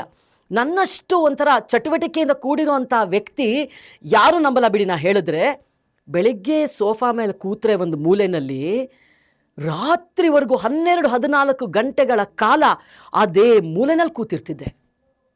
ಒಂದು ಅಡುಗೆ ಮಾಡೋಕ್ಕೆ ಮನಸ್ಸು ಬರ್ತಿರಲಿಲ್ಲ. ಎದ್ದು ನಮ್ಮ ಪಾಪ ಶ್ರೀನಿಧಿ ಏನೇನೋ ಪ್ರಯತ್ನ ಪಟ್ಟರು. ಜಿಮ್ಮಿಗೆ ಹೋಗೋಣ ಬಾ ಅಂದರು, ನಾನು ಹೋಗ್ತಾಯಿದ್ದೀನಿ ಬಾ ಅಂದರು, ಆಗಲಿಲ್ಲ. ಇನ್ನೇನೋ ವಾಕಿಂಗ್ ಮಾಡೋಣ ಬಾ ಅಂದರು, ಆಗ್ತಾಯಿಲ್ಲ. ಆ ರೀತಿ ಕೂತು ನನಗೆ ಒಂಥರ ತಲೆ ಕೆಟ್ಟೋಗೋಕ್ಕೆ ಶುರುವಾಯಿತು. ಏನಾಗ್ತಾಯಿದೆ ನನ್ನ ಲೈಫಲ್ಲಿ, ಏನಾಗ್ತಾಯಿದೆ ಅಂತ. ಸೊ ಆವಾಗ ಇಲ್ಲ, ಈ ರೀತಿ ಖಾಲಿ ಬಿಡಬಾರ್ದು ತಲೆನ ಅಂತ ಹೇಳಿ ಇಷ್ಟೆಲ್ಲ ಎನಿವೇ ಟ್ರಾವೆಲ್ ಮಾಡ್ತಾಯಿದ್ದೀವಿ, ಪ್ರವಾಸ ಮಾಡ್ತಾಯಿದ್ದೀವಿ. ಆಮೇಲೆ ಅಲ್ಲಿ ವಿಚಾರಗಳು ಎಷ್ಟೊಂದಿದೆ ತಿಳ್ಕೊಳ್ಳೋವಂಥದ್ದು. ಮತ್ತು ಸಾಧನೆ ಮಾಡಿರುವಂತಹ ಕನ್ನಡಿಗರು ಬಹಳಷ್ಟು ಜನ ಇದ್ದಾರೆ ಅಮೆರಿಕದಲ್ಲಿ, ನನ್ನ ಸುತ್ತಮುತ್ತನೇ ಇದ್ದಾರೆ ಅಲ್ಲಿ. ಇದನ್ನೆಲ್ಲ ಇಟ್ಕೊಂಡು ನಾನು ಯಾಕೆ ಇದನ್ನೇ ಒಂದು ಕಾರ್ಯಕ್ರಮ ಶುರು ಮಾಡಬಾರ್ದು? ಭಾರತದಲ್ಲಿರೋರ್ಗು ಇಲ್ಲಿ ಜೀವನದ ಬಗ್ಗೆ ತಿಳಿಸಿದಾಗ ಆಗುತ್ತೆ. ಎಷ್ಟೊಂದು ಜನ ನನಗೆ ಪ್ರಶ್ನೆಗಳು ಕೇಳಿದರು ನಮ್ಮ ಶೂಟಿಂಗ್ ಸಮಯದಲ್ಲೂ, ಮೇಡಮ್ ಅಲ್ಲೂ ದೇವಸ್ಥಾನಗಳಿರ್ತಾವ ಅಂದರೆ ಏನೂ ಗೊತ್ತಿಲ್ಲದೆ ಇರೋ ಒಂದಷ್ಟು ಜನ ಇದ್ದಾರೆ. ಈಗ ನಮ್ಮ ಹಳ್ಳಿನಲ್ಲೂ, ನಾನು ಹೋಗಿ ಬಂದು ಮಾಡುವಂಥ ಹಳ್ಳಿ, ನಮ್ಮ ತಂದೆಯವರ ಊರಿನಲ್ಲೂ ತುಂಬ ಜನರಿಗೆ ಅಮೆರಿಕ ಅಂದರೆ ಹೇಗಿರುತ್ತೆ, ಏನು ಕತೆ ಗೊತ್ತಿಲ್ಲ. ಅವ್ರ ಪ್ರಕಾರ ದಿನ ಬರೀ ಬ್ರೆಡ್ ತಿಂತೀವಿ, ದಿನ ಬರೀ ಸೀರಿಯಲ್ಗಳು ತಿನ್ಕೊಂಡು ಬಿಡ್ತಾರೆ, ಬರ್ಗರ್ ತಿಂತಾರೆ, ಪಿಜ್ಜಾ ತಿಂತಾರೆ ಅನ್ನೋದು ಅವ್ರ ತಲೆನಲ್ಲಿತ್ತು. ಇಲ್ಲ, ಇದೇ ಒಂದು ಸಮಯ ನನಗೆ ಇದೆಲ್ಲದನ್ನು ತೋರಿಸೋಣ, ಅಮೆರಿಕದಲ್ಲೂ ಹೇಗೆ ನಡೀತಾ ಇದೆ, ನಮ್ಮ ಭಾರತೀಯರು ಹೇಗೆ ಬದುಕ್ತಾ ಇದ್ದಾರೆ ಅಂತ. ಆವಾಗ ನನ್ನ ಮನಸ್ಸಿಗೆ ಬಂದು ಆ ರೀತಿಯಾಗಿ ಶುರು ಮಾಡಿದ್ದಂಥದ್ದು ಅದು. ಆಮೇಲೆ ಅದಕ್ಕೆ ಆದ ವೀಕ್ಷಕರು ಶುರುವಾದರು, ಅದಕ್ಕೆ ಬೆಂಬಲ ಕೊಡುವಂಥವ್ರು ಶುರು ಮಾಡಿದ್ರು. ಇವಾಗಲೂ ನಿಲ್ಲಿಸಿದ್ರು. ಇವಾಗ ತುಂಬ ಬ್ಯುಸಿ ಆದೆ ಅಂತ ಒಂದು ವಾರಕ್ಕೊಂದು ಹಾಕಲಿಲ್ಲ ಅಂದರೆ, ಮೇಡಮ್ ಎಲ್ಲಿ ಏನೂ ಬರ್ತಾಯಿಲ್ಲ, ಏನಾದರೂ ಒಂದು ಹಾಕಿ, ಏನಾದರೂ ಒಂದು ವಿಡಿಯೋ ಮಾಡಾಕಿ, ಈ ವಿಚಾರ. ಈಗ ಅವರೇ ಕೊಡೋಕ್ಕೆ ಶುರು ಮಾಡಿದ್ದಾರೆ, ಸಬ್ಜೆಕ್ಟನ್ನು ಕೂಡ ಇದ್ರ ಬಗ್ಗೆ ಮಾಡಿ ತೋರಿಸಿ, ಇದ್ರ ಬಗ್ಗೆ ಮಾಡಿ ತೋರಿಸಿ ಅಂಥೇಳಿ. ಸೊ ಹಾಗಾಗಿ ತುಂಬ ನನಗೆ ಅಂದರೆ ಜನರ ಜೊತೆ ನೇರವಾಗಿ ಸಂಪರ್ಕದಲ್ಲಿ ಇರೋದ್ರಿಂದ ತುಂಬ ಸಂತೋಷ ಕೊಡ್ತಾ ಇದೆ ನನಗೆ. ಒಬ್ಬ ಮಹಿಳೆ ತಾನು ಏನು ಯೋಚನೆ ಮಾಡ್ತೀನಿ ಅನ್ನೋದನ್ನು ಪ್ರಪಂಚಕ್ಕೆ ತುಂಬ ಸುಲಭವಾಗಿ ಹೇಳ್ಕೊಂಡು ಬಿಡಲ್ಲ, ತುಂಬ ಸುಪ್ತವಾಗೇ ಇರ್ತಾಳೆ. ಇತ್ತೀಚೆಗೆ ಒಂದು ಟ್ರೆಂಡ್ ಶುರುವಾಗಿದೆ, ನಿಮ್ಮ ಗಮನಕ್ಕೂ ಬಂದಿರ್ಬೋದು. 40 ವಯಸ್ಸು ಆದಮೇಲೆ ಮಹಿಳೆಯರು ಓಪನ್ ಅಪ್ ಆಗಕ್ಕೆ ಶುರು ಆಗ್ತಾ ಇದ್ದಾರೆ. ಅಂದರೆ ಇಷ್ಟು ವರ್ಷಗಳಲ್ಲಿ ನಾನು ಏನು ಮಾಡಲಿಲ್ವೋ ಅದನ್ನು ಮುಂದೆ ಮಾಡೋಣ ಅನ್ನೋದು. ಈ ವಿಚಾರಗಳನ್ನೆಲ್ಲ ಹೇಗೆ ನೋಡ್ತೀರಾ ನೀವು? ಇದು ನೋಡಿ, ಪಾಶ್ಚಿಮಾತ್ಯ ದೇಶಗಳಲ್ಲಿ ಮುಂಚೆಯಿಂದನೇ ಇತ್ತು. ಅಂದರೆ ಅವರು 40-50 ವರ್ಷ ಆದಮೇಲೆ ಅವ್ರ ಜೀವನ ಶುರುವಾಗೋದು. ಅದು ನಮ್ಮ ಭಾರತದಲ್ಲಿ ನೀವು ಹೇಳಿದಾಗೆ ಇವಾಗ ಸ್ವಲ್ಪ ಸಾಕಷ್ಟು ಬರ್ತಾ ಇದೆ. ಬಹಳ ಸಂತೋಷ ಆಗುತ್ತೆ. ಯಾಕೆ ಅಂತಂದರೆ ಈಗ ನಾವು ನಮ್ಮ ತಾಯಂದಿರು, ನಮ್ಮ ಚಿಕ್ಕಮ್ಮಂದಿರು, ನಮ್ಮ ಅಜ್ಜಿಯಂದಿರನ್ನೆಲ್ಲ ನೋಡಿದಾಗ ನಮ್ಮ ತಾಯಿ ಮೊನ್ನೆ ಹೇಳಿದ್ದು ನಮಗೆ ನೆನಪಾಗತ್ತೆ. ಅವ್ರಿಗಿನ್ನೂ ನನಗೆ ಮಗು ಹುಟ್ಟಿದಾಗ ನಮ್ಮ ತಾಯಿಗಿನ್ನೂ 40-45 ವರ್ಷ ಅಷ್ಟೇ. ಅವರಿಗೆಲ್ಲ ಬೇಗ ಮದುವೆ ಮಾಡಿರ್ತಾರಲ್ಲ ಅವರು. ನಾವು ಕಾಲೇಜಲ್ಲಿ ಇರಬೇಕಾದ್ರೇ, ಅಂದರೆ ನಮ್ಮ ತಾಯಿಗೆ 30-35 ವರ್ಷ ಇರಬೇಕಾದ್ರೇ ನಮ್ಮ ತಾಯಿಯವರು, ಅಯ್ಯೋ ನಮ್ದಿನ್ನೇನು ಜೀವನ ಆಗೋಯ್ತು, ನಮ್ದಿನ್ನೇನು, ಇನ್ನೇನಿದ್ರು ನಿಮ್ಮದೇ ಆ ರೀತಿಯಾಗಿ ಅವರನ್ನೇ ಅವರು ಅಳವಡಿಸ್ಕೊಂಡು ಬಿಟ್ಟಿದ್ರು. ಯಾವುದಕ್ಕೂ ಆಸಕ್ತಿ ಇಲ್ಲದೆ ಇರೋವಂಥದ್ದು.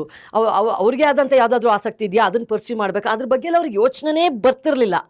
ಮಕ್ಕಳನ್ನ ಸಾಕಿ ದೊಡ್ಡವ್ರು ಮಾಡಿದ್ದೀವಿ, ಅವ್ರ ಕಾಲ ಮೇಲೆ ಅವ್ರು ನಿಂತಿದ್ದಾರೆ, ಮುಗೀತಪ್ಪ ನನ್ನ ಜೀವನ ಅನ್ನೋ ಥರದಲ್ಲಿ ಇದ್ದರು ಅವರು. ಇವಾಗ ಏನಾಗ್ತಾ ಇದೆ, ಮಹಿಳೆಯರಿಗೆ ಈಗ ಎಷ್ಟೋ ಸಲ ನಾವು ಅಂದ್ಕೊಂಡಿದ್ದನ್ನು ಸಾಧನೆ ಮಾಡೋಕ್ಕಾಗಿರಲ್ಲ. ನಮ್ಮ ಚಿಕ್ಕ ವಯಸ್ಸಿನಲ್ಲಿ ಆಗಿರಬಹುದು. ಯಾಕೆ ಅಂತಂದರೆ ನಾವು ನಮ್ಮ ಕೆರಿಯರ್ ಬಗ್ಗೆನೋ ಭವಿಷ್ಯದ ಬಗ್ಗೆನೋ ಯೋಚನೆ ಮಾಡಿಕೊಂಡು ಏನೇನೋ ಇಂಟ್ರೆಸ್ಟ್ಗಳಿರುತ್ತೆ, ಮಾಡೋಕ್ಕಾಗಿರೋಲ್ಲ. ಈಗ ಕೆಲವರಿಗೆ ಕ್ರಿಕೆಟ್ ಆಡಬೇಕು ಅಂತ ಕೆಲವ್ರಿಗೆ ಆಸಕ್ತಿ ಇರುತ್ತೆ, ಅಥವಾ ಕೆಲವರಿಗೆ ಸ್ವಿಮ್ಮಿಂಗ್ ಕಲಿಬೇಕಂತ ಆಸಕ್ತಿ ಇರುತ್ತೆ. ಏನೇನೋ ನಾನಾ ಕಾರಣಗಳಿಂದ ಅವರಿಗೆ ಮಾಡೋಕ್ಕಾಗದೆ ಇರಬಹುದು. ಒಳ್ಳೆಯ ಸಂಗತಿ ಏನು ಅಂತಂದರೆ ಅವ್ರುಗಳಿಗೆ ಮಕ್ಕಳೆಲ್ಲ ಒಂದು ಹಂತಕ್ಕೆ ಬಂದಮೇಲೆ ಅವ್ರ ಜವಾಬ್ದಾರಿಗಳು ಕಡಿಮೆ ಆದಮೇಲೆ, ಆಯ್ತಪ್ಪ ಈಗ ನನ್ನ ಹತ್ರ ಸಮಯ ಇದೆ, ಜವಾಬ್ದಾರಿ ಕಡಿಮೆ ಆಗಿದೆ, ಈಗ ಅದನ್ನು ಮಾಡೋಣ ಅನ್ನೋ ಆಸಕ್ತಿ ಬಂದಿರೋದು ತುಂಬ ಒಳ್ಳೆಯ ಒಂದು ಬೆಳವಣಿಗೆ. ಅದಿದ್ದಾಗ ಏನಾಗುತ್ತೆ, ಸಕಾರಾತ್ಮಕ ಚಿಂತನೆಗಳು ಬರುತ್ತೆ. ನೀವು ಮನೆಯಲ್ಲಿ 3 ದಿನ ಏನೂ ಕೆಲಸ ಇಲ್ಲದೆ ಕೂತ್ಕೊಂಡು ನೋಡಿ ಕಾರ್ತಿಕ್ ಅವರೇ, ಯಾರದೇ ತಲೆ ಆಗಲಿ ಕೆಡುತ್ತೆ, ಏನೇನೋ ಯೋಚನೆಗಳು ಬರುತ್ತೆ, ಅದರಿಂದಾಗ ಆರೋಗ್ಯ ಕೆಡುತ್ತೆ, ಮತ್ತಿನ್ನೇನೋ ಆಗುತ್ತೆ, ನಿಮ್ಮ ಸುತ್ತಮುತ್ತ ಇರೋರ್ಗು ನೀವು ತೊಂದರೆ ಕೊಡೋಕ್ಕೆ ಶುರು ಮಾಡ್ತೀರಾ. ಸೊ ಹಾಗಾಗಿ ಆ ಒಂದು ಬೆಳವಣಿಗೆ ಏನಿದೆ ಮಹಿಳೆಯರಲ್ಲಿ ನಾವು ನೋಡ್ತಾ ಇದ್ದೀವಲ್ಲ, ತುಂಬ ಸಂತೋಷ ಆಗುತ್ತೆ ನಿಜವಾಗ್ಲೂ. ಚಿತ್ರರಂಗಕ್ಕೆ ಬಂದ್ಬಿಡ್ತೀನಿ. ಕನ್ನಡ ಸಿನಿಮಾಗಳು ಬರಬೇಕು, ಉಳಿಬೇಕು, ಬೆಳಿಬೇಕು ಅನ್ನೋದನ್ನೆಲ್ಲ ಮಾತಾಡ್ತಾ ಇರ್ತೀವಿ. ಸಿನಿಮಾ ಮಾರ್ಕೆಟ್ ವ್ಯಾಪ್ತಿಗಳನ್ನು ನೋಡ್ತಾ ಇರ್ತೀವಿ. ನೀವು ದರ್ಶನ್ ಅವರ ಆಚೆ ಇದ್ದಾಗ ಬಹಳ ಕಾನ್ಸ್ಟೆಂಟಾಗಿ ಸಪೋರ್ಟ್ ಮಾಡ್ತಾ ಇದ್ರಿ ದರ್ಶನ್ ಅವ್ರಿಗೆ. ಈಗ ಕೇಸು ಕಾನೂನಿನ ಚೌಕಟ್ಟಲ್ಲಿ ಇರೋದ್ರಿಂದ ಕೆಲವೊಂದನ್ನು ನಮಗೂ ಮಾತಾಡೋದಕ್ಕಾಗೋದಿಲ್ಲ. ಅವರೊಬ್ಬರು ಬ್ಯಾಂಕೇಬಲ್ ಸ್ಟಾರ್ ಆಗಿದ್ದಂಥವ್ರು. ದರ್ಶನ್ ಇಲ್ಲದ ಕನ್ನಡ ಚಿತ್ರರಂಗ ನಿಮಗೆ ಹೇಗೆ ಕಾಣಿಸುತ್ತೆ? ನೋಡಿ, ದರ್ಶನ್ ಸರ್ ಅವರು ಅವ್ರನ್ನ ಬಾಕ್ಸ್ ಆಫೀಸ್ ಸುಲ್ತಾನ ಅಂತ ಕರೀತಾರೆ. ಆ ಹೆಸರನ್ನು ಅವ್ರಿಗೆ ಕೊಡಬೇಕು ಅಂತಂದರೆ ಅದಕ್ಕೊಂದು ಕಾರಣ ಇದ್ದೇ ಇರುತ್ತೆ. ಅವರು ಕೊಟ್ಟಂಥ ಮ್ಯಾಸಿವ್ ಹಿಟ್ಗಳೇನಿದೆ ಅಲ್ವಾ, ಅವರ ಒಂದೊಂದು ಸಿನಿಮಾ ಮಾಡಿದ್ರೆ 200-300 ಕುಟುಂಬಗಳು ಬದುಕತ್ವೆ, ಸಂತೋಷವಾಗಿ ಬದುಕತ್ವೆ. ಅಂಥ ಒಂದು ರಿಸಲ್ಟ್ನ ಅವರ ಸಿನಿಮಾಗಳು ಕೊಟ್ಟಿವೆ. ಹಾಗಾಗಿ ಖಂಡಿತವಾಗಿಯೂ ನಮ್ಮ ಒಂದು ಕನ್ನಡ ಚಲನಚಿತ್ರರಂಗಕ್ಕೆ ಅವರು ಬೇಕು ಅನ್ನೋದು ಯಾಕೆ ಅಂತ ಅಂದರೆ ನಮ್ಮ ರಾಜ್ಯಕ್ಕೆ ಒಳ್ಳೆಯದಿದೆ. ಅದರಿಂದಾಗಿ ಇಷ್ಟು ಕುಟುಂಬಗಳು ಬದುಕತ್ವೆ ಸಂತೋಷವಾಗಿ ಅನ್ನೋದಾದರೆ ಅಲ್ಲಿ ಎಂಪ್ಲಾಯಬಿಲಿಟಿ ಒಂದು ಕೆಲಸ, ಎಲ್ರಿಗೂ ಕೆಲಸ ಸಿಗುತ್ತೆ ಎಲ್ರಿಗೂ. ಯಾಕಂದರೆ ಅವ್ರು ಯಾವ ಸಿನಿಮಾ ಮಾಡಿದ್ರೂ ಚಿಕ್ಕ ಪುಟ್ಟದ್ದು ಆಗಿರಲ್ಲ, ಅವ್ರ ಫ್ಯಾನ್ ಫಾಲೋಯಿಂಗ್ ಆ ರೀತಿ ಇದೆ, ಅದು ಆ ಬಿಸ್ನೆಸ್ಸೇ ಒಂದು ಆ ರೀತಿಯಾಗಿದೆ. ಸೊ ಹಾಗಾಗಿ ಅವ್ರು ಮಾಡುವಂಥ ಒಂದು ದೊಡ್ಡ ಮಟ್ಟದ ಸಿನಿಮಾ ತುಂಬ ಜನರಿಗೆ ಅನ್ನ ನೀರು ಕೊಡುತ್ತೆ, ಬದುಕನ್ನು ಕೊಡುತ್ತೆ. ಅದು ಒಂದು ಕಡೆ. ಇನ್ನೊಂದು ಕಡೆ ಬೇರೆ ರಾಜ್ಯಗಳು ಕೂಡ ತಿರುಗಿ ನೋಡೋ ಅಂಥದ್ದು. ಕರ್ನಾಟಕದಲ್ಲಿ ದರ್ಶನ್ ಸರ್ ಅವರ ಸಿನಿಮಾ ರಿಲೀಸ್ ಆಗ್ತಾಯಿದೆ, ಆ ಸಮಯದಲ್ಲಿ ನಮ್ಮ ಸಿನಿಮಾ ಬಿಡೋಕ್ಕಾಗಲ್ಲ, ಆ ಭಯ ಒಂದು ಇಂಥವ್ರ ಸಿನಿಮಾದಿಂದ ಇದೆ. ಆಮೇಲೆ ಚಿತ್ರರಂಗದ ಇದೆಷ್ಟಲ್ಲ ಎಲ್ಲದೂ ಇದೆ. ನೀವು ಹೇಳಿದ್ರಿ ಅವರು ಒಂದು ಕಾನೂನಿನ ಚೌಕಟ್ಟಲ್ಲಿ ಇರೋದ್ರಿಂದ ಕೆಲವೆಲ್ಲ ಮಾತಾಡೋಕ್ಕಾಗಲ್ಲ, ಅದು ಬೇರೆ ವಿಚಾರ. ಆದರೆ ವೈಯಕ್ತಿಕವಾಗಿ ನಾನು ಹೇಳೋ ಅಂಥದ್ದು, ನನಗೆ ಅವ್ರ ಮೇಲೆ ಇರುವಂಥ ಒಂದು ವಿಚಾರವಾಗಿ, ನನಗೆ ಎಲ್ಲ ಕನ್ನಡದ ನಟರು ನಟಿಯರು ಎಲ್ಲರೂ ನಾನು ಸಮಾನವಾಗಿಯೇ ನೋಡ್ತಾ ಇದ್ದೆ, ಸಮಾನವಾಗಿ ಇಷ್ಟಪಟ್ಟಿದ್ದೆ. ನಮ್ಮ ಕನ್ನಡ ಆ್ಯಕ್ಟರಪ್ಪ, ನಮ್ಮ ಕನ್ನಡ ಆ್ಯಕ್ಟರ್. ಅವ್ರ ಜೊತೆ ಕೆಲಸ ಮಾಡೋವರೆಗೂ, ಅವ್ರ ಜೊತೆ ತಾರಕ್ ಅನ್ನೋ ಒಂದು ಸಿನಿಮಾದಲ್ಲಿ ಕೆಲಸ ಮಾಡಿದೆ. ಆ ಸಂದರ್ಭದಲ್ಲಿ ಅವರನ್ನು ಹತ್ತಿರದಿಂದ ನೋಡಿ, ಅವರು ಬೇರೆ ಕಲಾವಿದರಿಗೆ, ಬೇರೆ ಟೆಕ್ನಿಷಿಯನ್ಗಳಿಗೆ, ಬೇರೆ ಎಲ್ರಿಗೂ ಕೊಡೋ ಗೌರವ, ಅವ್ರನ್ನ ನಡೆಸ್ಕೊಳ್ಳೋ ರೀತಿ, ನನ್ನನ್ನೇ ನನಗಿಂತ ಪಾಪ ಅವರು 1.5 ವರ್ಷ ಚಿಕ್ಕವರಷ್ಟೇ, ಅಮ್ಮ ಅಂತ ಕರೀತಿದ್ರು. ಅಂದರೆ ಅವರ ಅಮ್ಮ ಅಂತ ಕರೆಯುವಾಗ ಅವ್ರ ಮನಸ್ಸಿಂದ ಅದು ಬರೋದು. ಅವ್ರು ಯಾವುದನ್ನು ಕಾಟಾಚಾರಕ್ಕೆ ಬೂಟಾಟಿಕೆಗೆ ಮಾಡೋ ಅಂಥವ್ರಲ್ಲ. ಅದು ಕೋಪ ಇರಲಿ, ಪ್ರೀತಿ ಇರಲಿ, ವಿಶ್ವಾಸ ಇರಲಿ, ಅವ್ರು ಏನು ಬರುತ್ತೆ ಅದು ಹೃದಯದಿಂದನೇ ಬರೋವಂಥದ್ದು. ಸೊ ನನಗೆ ಪ್ರೀತಿಯಿಂದ ಅವರು ಅಮ್ಮ ಅಂತ ಕರೆದಿದ್ದು ಇವತ್ತಿಗೂ ನನಗೆ ಆ ಭಾವನೆಯೇ ತರಿಸುತ್ತೆ ಅವ್ರನ್ನ ನೋಡಿದಾಗ. ಈಗ ನೋಡಿ, ಮಕ್ಕಳು, ನಮ್ಮ ಮಕ್ಕಳೇ ಆಗಲಿ, ತಪ್ಪನ್ನ ಮಾಡಿದಾಗ ಎಷ್ಟೊಂದು ಸಲ ನನ್ನ ಮಗನ ಟೀಚರ್ಸ್ ಕರೆದಿದ್ದಾರೆ ಕಂಪ್ಲೇಂಟ್ ಮಾಡೋಕ್ಕೆ, ನೋಡಿ ಅವನು ಇವತ್ತು ಈ ರೀತಿ ಮಾಡ್ದ ಅಂತ. ನಾನು ಅದನ್ನು ಸಮರ್ಥಿಸ್ಕೊಳ್ಳಲ್ಲ. ತಪ್ಪು ಮಾಡಿದಾನ, ನಿಮಗೆ ಬಿಟ್ಟಿದ್ದು, ಏನು ಶಿಕ್ಷೆ ಕೊಡಬೇಕೋ ನಿಮಗೆ ಬಿಟ್ಟಿದ್ದು, ನೀವು ಶಿಕ್ಷೆ ಕೊಡಿ. ಆದರೆ ಆ ಮಗು ಮನೆಗೆ ಬಂದಮೇಲೆ ಅವ್ನು ತಪ್ಪು ಮಾಡ್ದ ಅಂದಾಕ್ಷಣಕ್ಕೆ ನಾನು ಅವನ ಮನೆಯಿಂದ ಆಚೆ ಓಡಿಸಲ್ಲ, ನನ್ನ ಹೃದಯದಿಂದ ಅವನ್ನ ಕಿತ್ತು ಬಿಸಾಕಲ್ಲ. ನನ್ನ ಮಗನೇ. ಇವ್ರ ಮೇಲೂ ನಂಗೆ ಅದೇ ಭಾವನೆ ಇರೋದು. ತಪ್ಪಾಗಿದೆ, ಶಿಕ್ಷೆ ಆಗುತ್ತಾ, ಏನಾಗುತ್ತೆ, ಅದನ್ನು ನಿರ್ಧಾರ ಮಾಡೋರು ನಾವಲ್ಲ. ನಾನು ಅಲ್ಲಿ ಬಿಟ್ಟಾಗೆ ಅವ್ರ ಪ್ರಿನ್ಸಿಪಲ್ಗೆ ಬಿಟ್ಟಿದ್ದೆ, ನೀವೇನು ಕೊಡ್ತೀರೋ ಅವನಿಗೆ, ನಿಮಗೂ ಅವನಿಗೂ ಬಿಟ್ಟಿದ್ದು, ನನಗೆ ಅದಕ್ಕೆ ಸಂಬಂಧ ಇಲ್ಲ. ಅದೇ ರೀತಿಯಾಗಿ ಆದರೆ ನನ್ನ ಮಗನೇ ಯಾವತ್ತಿದ್ರು. ಇಷ್ಟು ಹೇಳಿದ್ಮೇಲೆ ನಾನು ಇನ್ನೇನು ಜಾಸ್ತಿ ಹೇಳೋ ಅಗತ್ಯ ಇಲ್ಲ ಅಂತ ಅಂದ್ಕೊಳ್ತೀನಿ. ಬಟ್ ನಮ್ಮ ಚಿತ್ರರಂಗಕ್ಕೆ ನೀವು ಹೇಳಿದಾಗೆ ಎಸ್, ಖಂಡಿತವಾಗಿಯೂ ಅವರಿಂದ ದೊಡ್ಡ ಮಟ್ಟದ ಆದಾಯ ಇದೆಯೇ ಹೊರತು ಅವ್ರ ಸಿನಿಮಾಗಳಿಲ್ಲ ಅಂತಂದರೆ ನಷ್ಟ ಖಂಡಿತವಾಗಿಯೂ. ಸಾಕಷ್ಟು ವಿಷಯಗಳನ್ನ ತಿಳಿಸ್ಕೊಟ್ರಿ. ನಿಮ್ಮ ಜೊತೆ ಮಾತನಾಡುವಾಗ ಅದು ಸಂದರ್ಶನ ಅನ್ಸಲ್ಲ, ಒಂದು ಎವರ್ ಲಾಸ್ಟಿಂಗ್ ಕಾನ್ವರ್ಸೇಷನ್ ಅಂತಾನೆ ಅನ್ಸುತ್ತೆ ನಮ್ಗೆ. ನಿಜ, ನನಗೆ ನೀವು ಕೇಳಿದಂಥ ಪ್ರಶ್ನೆಗಳಿತ್ತಲ್ವಾ, ಆಮೇಲೆ ನನ್ನ ಬಗ್ಗೆ ಸಾಕಷ್ಟು ವಿಚಾರ ತಿಳ್ಕೊಂಡು ನೀವು ಅದನ್ನು ಒಂದು ನದಿ ಹರಿಯುತ್ತೆ ನೋಡಿ, ಆ ರೀತಿಯಾಗಿ ಪೋಣಿಸಿದ್ದೀರಾ. ಅದನ್ನು ತುಂಬ ಖುಷಿ ಆಯಿತು ನನಗೂ ನಿಮ್ಮ ಜೊತೆ ಮಾತನಾಡುವಾಗ. ಈಗ ಎಷ್ಟೊಂದು ನನ್ನ ಏನು ಹೇಳ್ತೀನಿ, ನನ್ನ ಸೀಕ್ರೆಟ್ಗಳು, ಇನ್ಸೆಕ್ಯೂರಿಟಿಗಳು ಎಲ್ಲದನ್ನು ಮಾತಾಡ್ಬಿಟ್ಟೆ ನಾನು. ನನ್ನ ಸೋಮಾರಿತನದ ಬಗ್ಗೆನೂ ಹೇಳ್ಕೊಂಡೆ. ಸೊ ಹೀಗಾಗಿ ನನಗೆ ಭಾಳ ಸಂತೋಷ ಆಯಿತು ನಿಮ್ಮ ಜೊತೆ ಮಾತನಾಡಿ, ತುಂಬ ಸಂತೋಷ ಆಯಿತು. ನೀವು ಜನಪ್ರೀತಿ ಯಾವಾಗಲೂ ತೋರಿಸ್ತಾ ಇರ್ತೀರಾ, ಆ ಮಾನವ ಪ್ರೀತಿಯ ಸಿದ್ಧಾಂತಗಳು ನಿಮ್ಮಲ್ಲಿರುತ್ತೆ. ನಿಮ್ಮನ್ನು ಇಷ್ಟು ದಿನಗಳ ಕಾಲ ಪ್ರೀತಿಸಿರೋ ಪ್ರೇಕ್ಷಕರಿಗೆ, ಜನರಿಗೆ ಏನಾದರೂ ಹೇಳ್ತೀರಾ? ಕಾರ್ತಿಕ್ ಅವರೇ, ಇದೊಂದು ಪ್ರಶ್ನೆಗೆ ಉತ್ತರ ಕೊಡುವಾಗ ನಿಜವಾಗ್ಲೂ ಭಾವುಕಳಾಗ್ಬಿಡ್ತೀನಿ. ಯಾಕೆ ಅಂತಂದರೆ ನಮ್ಮ ಕನ್ನಡದ ಜನರಿದ್ದಾರೆ ನೋಡಿ, ನಾನು ಇನ್ಸ್ಟಾಗ್ರಾಮಲ್ಲಿ ಹಾಕೋ ಪೋಸ್ಟು, ಫೇಸ್ಬುಕ್ಕಲ್ಲಿ ಅವ್ರು ಯಾರು ಅಂತಲೂ ನಾನು ನೋಡಿಲ್ಲ, ಅವ್ರು ಯಾರು ಅಂತಲೂ ನನಗೆ ಗೊತ್ತಿಲ್ಲ. ಅವ್ರು ಕೊಡೋ ಒಂದು ಪ್ರೀತಿಗೆ ಒಂದೊಂದು ಸಲ ಆ ಸಂತೋಷಕ್ಕೆ ಕಣ್ಣಲ್ಲಿ ನೀರು ಬಂದುಬಿಟ್ಟಿದೆ ನನಗೆ. ನನ್ನ ಮಕ್ಕಳನ್ನ ಅವರು ಸ್ವತಃ ತಮ್ಮ ಮಕ್ಕಳನ್ನೋ ರೀತಿಯಲ್ಲಿ ಒಂದು ಆಶೀರ್ವಾದ ಮಾಡ್ತಾರೆ, ಒಂದು ಪ್ರಶಂಸೆ ಕೊಡ್ತಾರೆ. ಹೇಗೆ ಹೇಳಬೇಕು ಅನ್ನೋದೇ ಗೊತ್ತಾಗಲ್ಲ. ಒಳ್ಳೆಯದನ್ನು ಆಶಿಸ್ತಾರೆ. ಕೆಲವರು ಶೂಟಿಂಗ್ ಸೆಟ್ಟಿಗೆಲ್ಲ ಬಂದಿದ್ದಾರೆ ಬಾಗಿನ ತಗೊಂಡು ಗೌರಿ ಹಬ್ಬಕ್ಕೆ ಸೀರೆ ಕೊಡೋದಕ್ಕೆ. ಇನ್ನು ಕೆಲವರು ಅವ್ರ ಮನೆ ಪೂಜೆಗಳನ್ನ ನಾನು ಬಿಡುವಿನ ಡೇಟ್ಸ್ ನೋಡಿಬಿಟ್ಟು ಹಾಕ್ಕೊಂಡಿದ್ದಾರೆ. ಏನು ಹೇಳಬೇಕು ಅಂತಲೇ ನಿಜವಾಗ್ಲೂ ಅದು ಪುಣ್ಯ ಮಾಡಿರಬೇಕು ಅಂತಾರೆ ನೋಡಿ. ರಾಜ್ಕುಮಾರ್ ಅವರು ಅಣ್ಣವ್ರು ಹೇಳೋರು, ಅಭಿಮಾನಿ ದೇವರು ಅಂತ ಹೇಳೋರು. ಅದು ಎಂಥ ಸತ್ಯವಾದ ಮಾತು ಅಂತಂದರೆ ನಿಜವಾಗ್ಲೂ ಆ ವಿಚಾರದಲ್ಲಿ ನನ್ನ ಮನಸ್ಸು ತುಂಬಿ ಬರುತ್ತೆ. ಆಮೇಲೆ ಈ ಕರ್ನಾಟಕದಂತಹ ಒಂದು ರಾಜ್ಯದಲ್ಲಿ ನನಗೆ ಜನ್ಮ ಸಿಕ್ಕಿದೆ ನೋಡಿ, ಅದು ಯಾವುದೋ ಜನ್ಮದ ಒಂದು ಪುಣ್ಯ ಅಂತಲೇ ಹೇಳಬೇಕು ಕಾರ್ತಿಕ್ ಅವರ. ಇಲ್ಲಾಂದರೆ ಸಾಧ್ಯ ಇಲ್ಲ. 2.5 ತಿಂಗಳು ಅಮೆರಿಕಾಗೆ ಹೋಗಿ ಕೂತಿದ್ದೆ ಅಂತ ಹೇಳಿದ್ನಲ್ಲ, ನೀವು ಇನ್ಸ್ಟಾಗ್ರಾಮ್ ತೆಗೆದು ನೋಡಬೇಕು. ನೀವು ಧಾರಾವಾಹಿ ಮಾಡಿದೆ, ನೀವು ಸಿನಿಮಾಗಳು ಮಾಡಿದೆ, ಅಲ್ಲಿ ಯಾಕೆ ಹೋಗಿ ಕೂತಿದ್ದೀರಾ, ಬೇಗ ಬನ್ನಿ ಬೇಗ ಬನ್ನಿ ಅಂದರೆ ಮನೆ ಮಕ್ಕಳನ್ನ ಕರೀತಾರೆ ನೋಡಿ. ಆ ಒಂದು ಫ್ರೀಡಮ್ನ ತಗೊಂಡು ಅವ್ರು ನನ್ನನ್ನು ಕರೆಯುವಂಥದ್ದು. ಇವತ್ತು ಅಷ್ಟೇ ನಾನು ಯಾವುದಾದ್ರು ಕಾರ್ಯಕ್ರಮಗಳಿಗೆ ಹೋದಾಗ 2.5 ವರ್ಷ ನಾನು ಧಾರಾವಾಹಿನಲ್ಲಿ ಮಾಡಿರಲಿಲ್ಲ.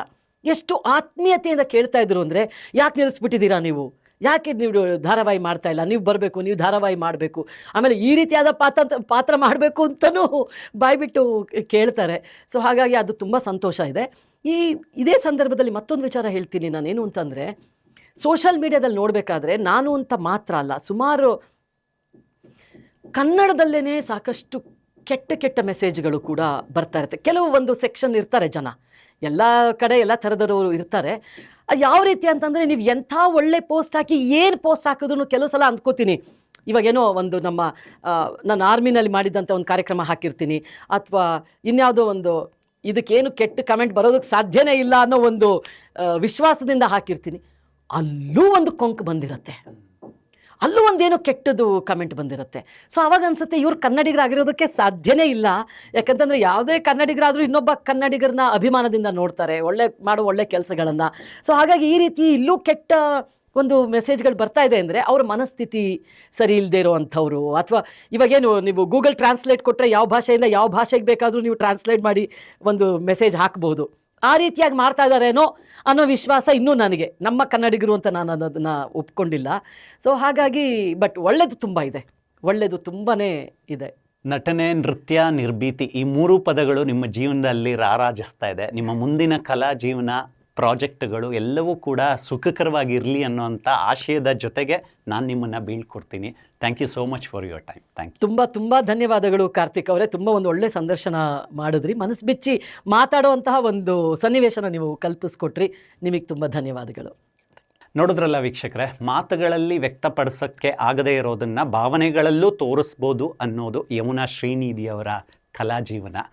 ನಿಖರವಾದ ಪ್ರಖರವಾದ ಸುದ್ದಿಗಾಗಿ ನೋಡ್ತಾ ಇರಿ ಕರ್ನಾಟಕ ನ್ಯೂಸ್ ಬಿಟ್. ನ್ಯಾಯ ನಮ್ಮೊಂದಿಗೆ, ನಾವು ನಿಮ್ಮೊಂದಿಗೆ. ನಮಸ್ಕಾರ.